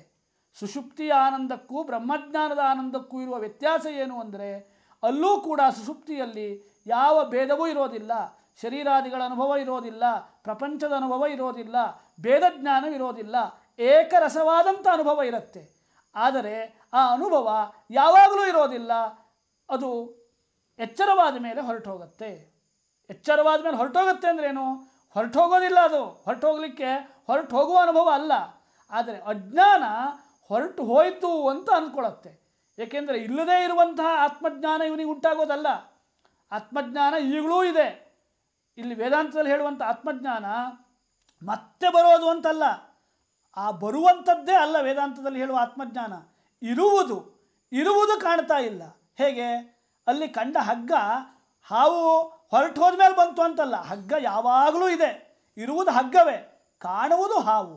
ಹಾಗೆ ಆನಂದವಾದಂಥದ್ದೇ ಪರಮಾತ್ಮ ವಸ್ತು ಇರೋದು, ಅದನ್ನು ಕಾಣ್ತಾ ಇಲ್ಲ. ದೇಹಾದಿಗಳಲ್ಲಿ ಆತ್ಮಬುದ್ಧಿಯನ್ನು ಮಾಡ್ತಾ ಇದ್ದೇವೆ. ಇಷ್ಟೆಲ್ಲ ವಿಚಾರವನ್ನು ಮಾಡಬೇಕಾಗತ್ತೆ. ಮುಂದೆ ನೋಡೋಣ ಏನು ಹೇಳ್ತಾ ಇದ್ದಾರೆ. ಅನುಭವ ಹೇಗಿರುತ್ತೆ? ಈ ಅನುಭವದ ವಿಚಾರಗಳು ಇವನು ಅನುಭವಿಸಬೇಕೆ, ಮತ್ತು ಬೇರೆಯವರು ಅನುಮಾನ ಮಾಡಿ ಹೇಳಲಿಕ್ಕಾಗೋದಿಲ್ಲ. ಅದನ್ನೇ ಮುಂದಿನ ಶ್ಲೋಕದಲ್ಲಿ ಹೇಳ್ತಾರೆ. ಬಂಧೋ ಮೋಕ್ಷಶ್ಚ ತೃಪ್ತಿಶ್ಚ ಚಿಂತಾರೋಗ್ಯ ಕ್ಷುದಾದಯ ಸ್ವೇನೈವ ವೇದ್ಯ ಯಜ್ಞಾನಂ ಪರೇಶಾಂ ಆನುಮಾನಿಕಂ. ಈ ಹಿಂದೆ ನೋಡಿದ್ದೇವೆ. ಇದೇ ವಿಚಾರವನ್ನು 100 ಶ್ಲೋಕದ ಒಳಗಡೆ ಎಲ್ಲ ತುಂಬ ವಿಚಾರ ಮಾಡಿದ್ದಾರೆ. ಏನು? ಬಂಧವನ್ನು ಬಿಡಿಸಿಕೊಳ್ಬೇಕು ಅಂದರೆ ನೀನು ಪ್ರಯತ್ನ ಮಾಡಬೇಕೇ ಹೊರತು ಮಸ್ತಕನ್ಯಸ್ತ ಬಾರಾದೇಹೆ ದುಃಖ ಮನ್ಯೈ ನಿವಾರ್ಯತೆ ಕ್ಷುದಾಧಿಕೃತ ದುಃಖಂತೂ. ಈ ಶ್ಲೋಕಗಳನ್ನು ನೆನಪು ಮಾಡಿಕೊಂಡ್ರೆ ಮಾತ್ರ ಇದು ಅರ್ಥ ಆಗುತ್ತೆ. ತಲೆ ಮೇಲೆ ಹೊತ್ತಂಥ ಭಾರವನ್ನು ಇನ್ಯಾರಾದರೂ ಇಳಿಸ್ಬೋದು, ಬಾಯಾರಿಕೆಯಾದರೆ ನೀನೇ ನೀರು ಕುಡಿಬೇಕಾಗತ್ತೆ ಅಂತ ಹೇಳಿದ್ದಾರಲ್ಲ. ಹಾಗೆ ನಿನ್ನ ಅಂತಃಕರಣದ ಧರ್ಮಗಳು ನಿನ್ನ ಅನುಭವಕ್ಕೆ ಬರ್ತಾವೆ ಹೊರತು ಬೇರೆಯವರು ತಿಳಿದಕ್ಕಾಗೋದಿಲ್ಲ. ಬಂಧನದಲ್ಲಿದ್ದೇನೆ ಅಂತ ನಾನೇ ಅನುಭವಿಸ್ತೇನೆ, ಅವನು ಬಂಧನದಲ್ಲಿದ್ದೇನೆ ಅಂತ ಬೇರೆ ಯಾರು ಹೇಳಬೇಕಾಗಿಲ್ಲ. ಮೋಕ್ಷ, ನನಗೆ ಮೋಕ್ಷ ಆಯಿತು ಅಂತ ಇನ್ಯಾರಿಗೋ ಗೊತ್ತಾಗೋದಿಲ್ಲ, ಅವನೇ ಅನುಭವಿಸಬೇಕಾಗತ್ತೆ. ತೃಪ್ತಿಷ್ಟ, ಒಂದು ನೀರು ಕುಡಿದ ಮೇಲೆ ತೃಪ್ತಿ ಆಯಿತು. ಚಿಂತ, ಯಾವುದೋ ಒಂದು ಚಿಂತೆ, ಅದು ಇವನಿಗೆ ಗೊತ್ತಾಗತ್ತೆ ಯಾವ ಚಿಂತೆ ಅಂತ. ಇವನು ಯಾವ ಚಿಂತೆ ಮಾಡ್ತಾನೆ ಅಂತ ಮತ್ತೊಬ್ಬರಿಗೆ ಗೊತ್ತಾಗೋದಿಲ್ಲ. ಆರೋಗ್ಯ, ಇವನು ಆರೋಗ್ಯವಾಗಿದ್ದಾನೋ ಅಥವಾ ಅನಾರೋಗ್ಯವಾಗಿದ್ದಾನೋ ಅಂತ ಅವನಿಗೆ ಗೊತ್ತಾಗತ್ತೆ ಹೊರತು ಅವನಿಗೆ ಗೊತ್ತಾದಂತೆ ಮತ್ತೆ ಯಾರಿಗೆ ಗೊತ್ತಾಗೋದಿಲ್ಲ. ಕ್ಷುತು, ಪಿಪಾಸ, ಹಸಿವು, ಬಾಯಾರಿಕೆ, ಇವನಿಗೆ ಹಸಿವಾಗಿದೆಯೋ ಬಾಯಾರಿಕೆ ಆಗಿದೆಯೋ ಅಂತ ಇವನಿಗೆ ಗೊತ್ತಾಗಬೇಕೇ ಹೊರತು ಬೇರೆಯವರಿಗೆ ಗೊತ್ತಾಗೋದಿಲ್ಲ. ಬೇರೆಯವರು ಅನುಮಾನ ಮಾಡಬಹುದು. ಇವನು ತುಂಬ ಸಂತೋಷವಾಗಿದ್ದಾನೆ, ಓಹೋ ಇವನು ಸಂತೋಷ ಆಗಿದೆ. ಇವನು ತುಂಬ ದುಃಖದಲ್ಲಿದ್ದಾನೆ, ಯಾವುದೋ ದುಃಖ ಇದೆ ಅಂತ ಇವನು ಮುಖ ನೋಡಿ ಅನುಭವ ಮಾಡ್ಬೋದು. ಇನ್ನು ಆರೋಗ್ಯ ಹೇಗೆ? ದೇಹ ಏನೋ ಬೇರೆ ರೀತಿ ಪ್ರಕ್ರಿಯೆ ಮಾಡ್ತಾ ಇದೆ, ಸರಿಯಾಗಿ ನಡೀತಾ ಇಲ್ಲ, ಓಹೋ ಇವನು ಅನಾರೋಗ್ಯವಾಗಿದ್ದಾನೆ ಅಂತ ಅನುಮಾನ ಮಾಡಿ ಹೇಳ್ಬೋದೇ ಬಿಟ್ಟರೆ ಅನುಭವಿಸಿ ಹೇಳಲಿಕ್ಕಾಗೋದಿಲ್ಲ. ಸ್ವೇನೈವ ವೇದ್ಯ ಯಜ್ಞಾನಂ, ಇವೆಲ್ಲವೂ ತಾನೇ ತಿಳ್ಕೊಳ್ಬೇಕಾದದ್ದು. ಪರೇಶಾಂ ಅನುಮಾನಿಕಂ, ಬೇರೆಯವರಿಗೆ ಅದು ಅನುಮಾನದಿಂದ ತಿಳ್ಕೊಳ್ಳುವಂಥದ್ದಾಗತ್ತೆ ಹೊರತು ಅನುಭವಕ್ಕೆ ಬರುವುದು ಅಲ್ಲ. ಆದ್ದರಿಂದ ಏನು ಮಾಡಬೇಕು? ತಾನೇ ಪ್ರಯತ್ನ ಮಾಡಬೇಕು. ಇದನ್ನು ಹಿಂದೆಲ್ಲ ಹೇಳಿದ್ದಾರೆ.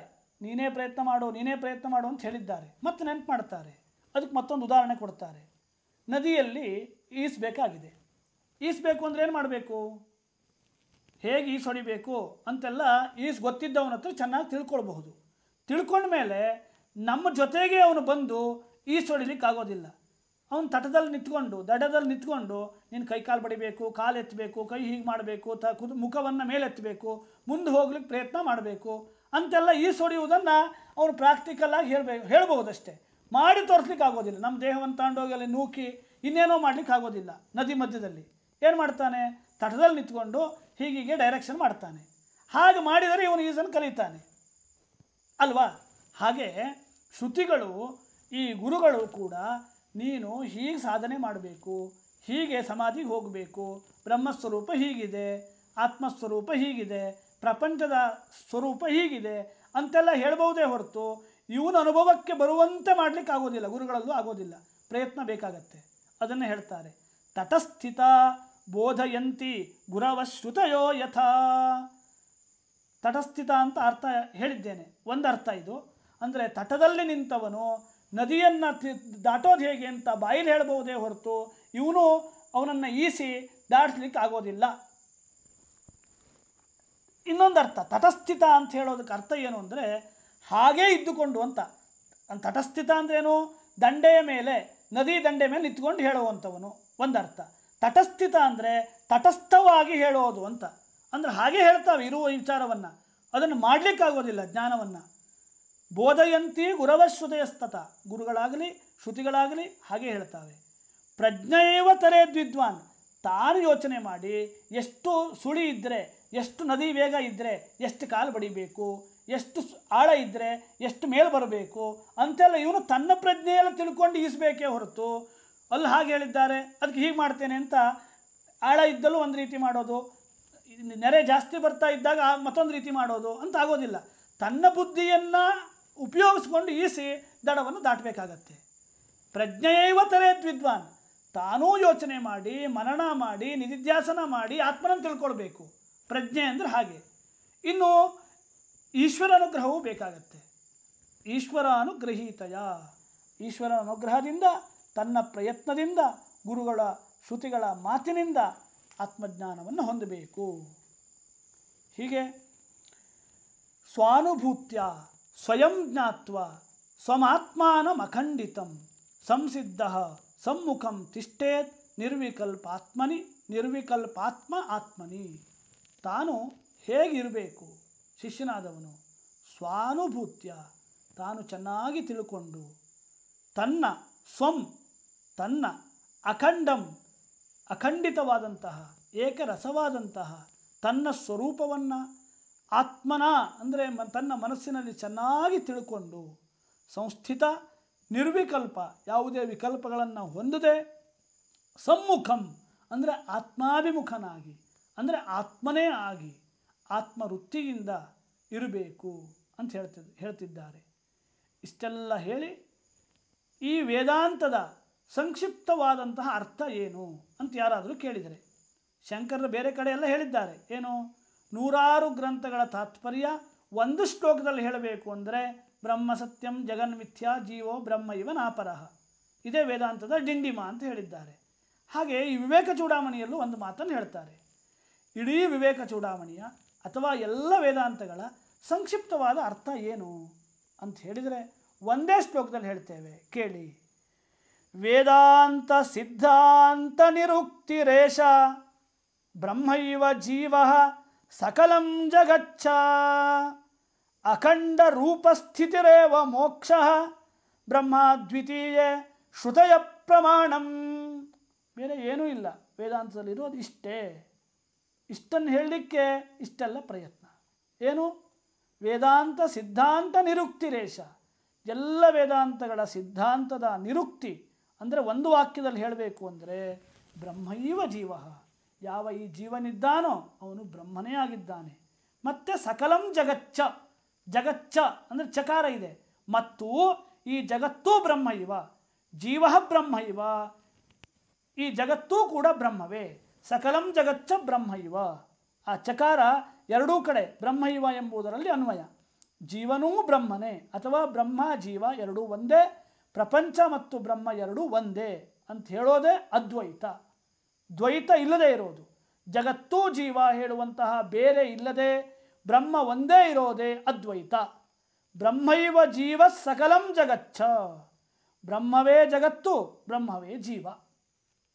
ಬ್ರಹ್ಮನನ್ನು ಬಿಟ್ಟರೆ ನಿಜವಾದ ಅಸ್ತಿತ್ವ ಜೀವನಿಗೆ ಜಗತ್ತಿಗೆ ಇಲ್ಲ ಎಂಬುದು ತಾತ್ಪರ್ಯ. ಬ್ರಹ್ಮವೇ ಜೀವವಾಗಿ ಬ್ರಹ್ಮವೇ ಪ್ರಪಂಚವಾಗಿ ನಮ್ಮ ಅಜ್ಞಾನದಿಂದ ತೋರ್ತಾ ಇದೆ. ಜ್ಞಾನವಾದಾಗ ನಾನೇ ಬ್ರಹ್ಮ, ಈ ಪ್ರಪಂಚ ಮಿಥ್ಯ ಎಂಬ ಜ್ಞಾನ ಉಂಟಾಗತ್ತೆ. ಮೋಕ್ಷ ಅಂದರೆ ಏನು ಹಾಗಿದ್ರೆ? ಅಖಂಡ ರೂಪ ಸ್ಥಿತಿರೇವ ಮೋಕ್ಷ. ಯಾವ ಅಖಂಡವಾದಂತಹ ರೂಪದಲ್ಲಿ ಅಂದರೆ ಅಖಂಡ ರೂಪ ಅಂದರೆ ಏನು? ಈ ಪ್ರಪಂಚದಲ್ಲೂ ಬ್ರಹ್ಮನನ್ನು, ತನ್ನನ್ನೂ ಬ್ರಹ್ಮನನ್ನು, ಸರ್ವತ್ರ ಎಲ್ಲ ಕಡೆಯಲ್ಲೂ ಎಲ್ಲ ಸಮಯದಲ್ಲೂ ಬ್ರಹ್ಮವನ್ನು ನೋಡೋದೇ ಅಖಂಡ ರೂಪ ಸ್ಥಿತಿರೇವ ಮೋಕ್ಷ.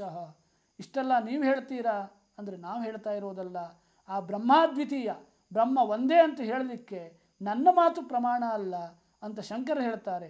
ಶ್ರುತಯ ಪ್ರಮಾಣಂ, ಶ್ರುತಿಗಳೇ ಪ್ರಮಾಣ ಹೊರತು ಅದ್ವೈತವನ್ನು ನಾನು ಸ್ಥಾಪನೆ ಮಾಡಬೇಕು ಅಂತ ಇದನ್ನೆಲ್ಲ ಬರೆದಿದ್ದಲ್ಲ. ಶ್ರುತಿಗಳು ಅದ್ವೈತವನ್ನು ಹೇಳ್ತಾ ಇವೆ ಎಂಬುದನ್ನು ನಿಮಗೆ ನಾನು ತಿಳಿಸ್ಕೊಡ್ತಾ ಇದ್ದೇನೆ ಅಂತ. ಹೀಗೆ ಗುರುಗಳ ಮಾತನ್ನೆಲ್ಲ ಶಿಷ್ಯ ಕೇಳಿದ್ದಾನೆ. ಈಗ ಇಷ್ಟೆಲ್ಲ ಕೇಳಿದ ಮೇಲೆ ಶಿಷ್ಯ ಏನು ಹೇಳ್ತಾನೆ ಅಂತ ಕೇಳೋಣ. ಶಿಷ್ಯ ಸುಮ್ಮನೆ ಇರ್ತಾನ?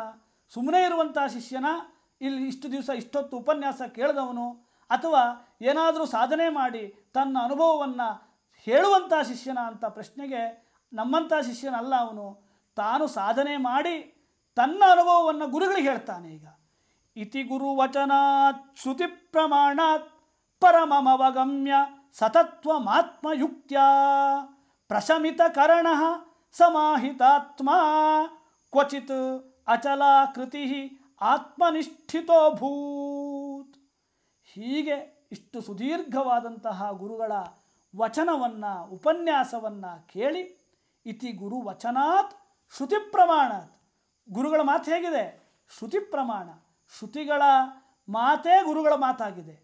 ಗುರುಗಳ ಮಾತು ಒಂದು, ಶ್ರುತಿ ಮಾತು ಇನ್ನೊಂದು ಅಂತಲ್ಲ. ಯಾವುದು ಗುರುಗಳ ಮಾತೋ ಅದು ಶ್ರುತಿಯ ಪ್ರಮಾಣಯುತವಾದಂತಹ ಮಾತು. ಗುರುಗಳು ಹೇಳಿದ ಎಲ್ಲ ಮಾತು ಕೂಡ ಅದು ಗುರುಗಳ ಮಾತಾದರೂ ಕೂಡ ಅದಕ್ಕೆ ಪ್ರಮಾಣ ಯಾವುದು? ಶ್ರುತಿಗಳೇ ಪ್ರಮಾಣ. ಆತ್ಮಯುಕ್ತ್ಯ, ಇನ್ನು ಅವನು ಸುಮ್ಮನೆ ಇಲ್ಲ, ತಾನೂ ಕೂಡ ಯುಕ್ತಿಯಿಂದ, ತನ್ನ ಯುಕ್ತಿಯಿಂದ, ಆತ್ಮಯುಕ್ತಿ ಅಂದರೆ ತನ್ನ ಯುಕ್ತಿ, ಶಿಷ್ಯ ತನ್ನ ಎಲ್ಲ ಯುಕ್ತಿಯಿಂದ ಹೇಗೆ ಯುಕ್ತಿ ಮಾಡ್ತಾನೆ? ಶ್ರುತಿ ಮತಸ್ತರ್ಕೋನುಸಂಧೀಯತ, ಶ್ರುತಿಯಲ್ಲಿ ಗುರುಗಳು ಹೇಳಿದ ರೀತಿಯಲ್ಲಿ ತರ್ಕವನ್ನು ಮಾಡಿ ಪರಂ ಸತತ್ವಂ, ಆ ತತ್ವವನ್ನು ಅವಗಮ್ಯ ಚೆನ್ನಾಗಿ ತಿಳ್ಕೊಂಡು, ಪ್ರಶಮಿತಕರಣ, ಇಂದ್ರಿಯಗಳನ್ನೆಲ್ಲ ತನ್ನ ಹತೋಟಿಯಲ್ಲಿ ಇಟ್ಟುಕೊಂಡು, ಸಮಾಹಿತಾತ್ಮ, ತನ್ನ ಆತ್ಮನಲ್ಲೇ ತಾನು ನೆಲೆ ನಿಂತು, ಕ್ವಚಿತು ಯಾವಲ್ಲೋ ಹೋಗಿ ಏಕಾಂತದಲ್ಲಿ ಧ್ಯಾನವನ್ನು ಮಾಡಿ, ಅಚಲಾಕೃತಿ ಅಂದರೆ ದೇಹವನ್ನೆಲ್ಲ ಚೆನ್ನಾಗಿ ಇಟ್ಟುಕೊಂಡು ಅಂತ ಅಚಲಾಕೃತಿ, ಆತ್ಮನಿಷ್ಠಿತ ಅಭೂತ್, ಆತ್ಮನಲ್ಲೇ ನೆರೆ ನಿಂತವನು ಆದ. ಶಿಷ್ಯ ಹೇಗಾದ?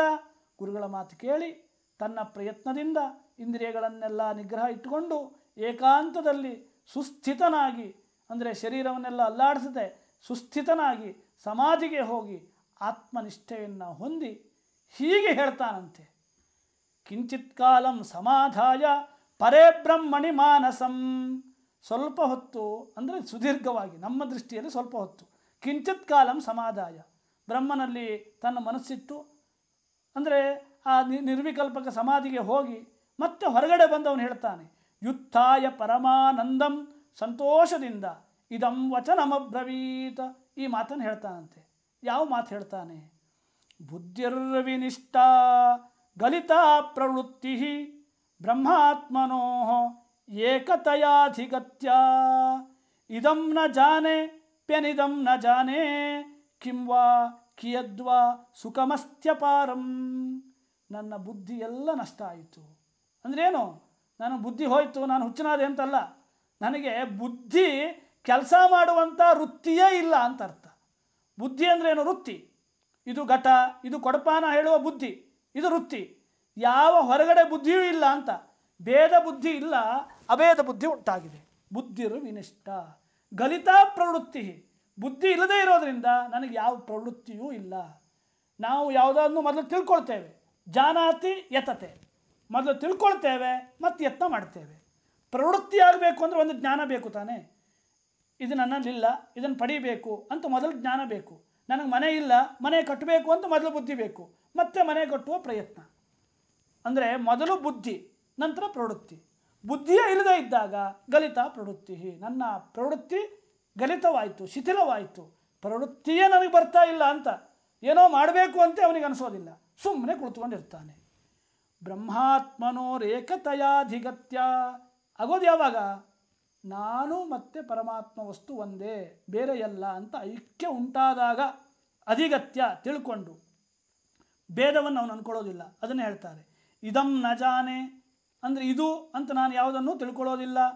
ಪ್ಯನಿದಂ ನ ಜಾನೆ, ಓ ಇದಲ್ಲ ಅಂತೂ ಅಂದ್ಕೊಳ್ಳೋದಿಲ್ಲ. ನಾವು ಏನು ಮಾಡ್ತೇವೆ? ಇದು ಇದಲ್ಲ ಅಂತ ಬೇರೆಯನ್ನು ಅಂದ್ಕೊಳ್ತೇವೆ. ಕಿಂವಾ ಕಿಯದ್ವಾ ಸುಖಮಸ್ತ್ಯಪಾರಂ, ಎಷ್ಟು ಸುಖ ಇದೆ ಅಂತ ಕೇಳಿದರೆ ಅದು ಗೊತ್ತಾಗೋದಿಲ್ಲ. ಏಕೆ ಅಂದರೆ ಪರಿಮಿತವಾದಂತಹ ಆನಂದಕ್ಕೆ ಇಷ್ಟು ಸುಖ, ಲಾಡ ತಿಂದರೆ ಇಷ್ಟು ಸುಖ, ಸಕ್ಕರೆ ತಿಂದರೆ ಇಷ್ಟು ಸುಖ, ಇನ್ನೇನೋ ತಿಂದರೆ ಇಷ್ಟು ಸುಖ ಅಂತ ಹೇಳ್ಬೋದು. ಅಪರಿಮಿತವಾದಂತಹ ಆ ಒಂದು ಸುಖದಲ್ಲಿ ಕಿಂವಾ ಕಿಯದ್ವಾ ಸುಖಮಸ್ತ್ಯಪಾರಂ ಅಂತ ವರ್ಣನೆಯ ಮಾಡಲಿಕ್ಕೆ ಆಗದೇ ಇರುವ ಸ್ಥಿತಿಯನ್ನು ಶಂಕರರು ಶಿಷ್ಯನ ಮುಖೇನವಾಗಿ ಅನುಭವ ರೂಪದಲ್ಲಿ ನಮಗೆ ತಿಳಿಸ್ಕೊಟ್ಟಿದ್ದಾರೆ. ಮುಂದಿನ ಅನುಭವವನ್ನು ಮುಂದಿನ ತರಗತಿಯಲ್ಲಿ ನೋಡೋಣ ಅಂತ ಹೇಳಿ ಇಲ್ಲಿ ಉಪಸಂಹಾರವನ್ನು ಮಾಡೋಣ. ಶ್ರುತಿಸ್ಮೃತಿ ಪುರಾಣಾನಾಂ ಆಲಯಂ ಕರುಣಾಲಯಂ ನಮಾಮಿ ಭಗವತ್ಪಾದಂ ಶಂಕರಂ ಲೋಕಶಂಕರಂ.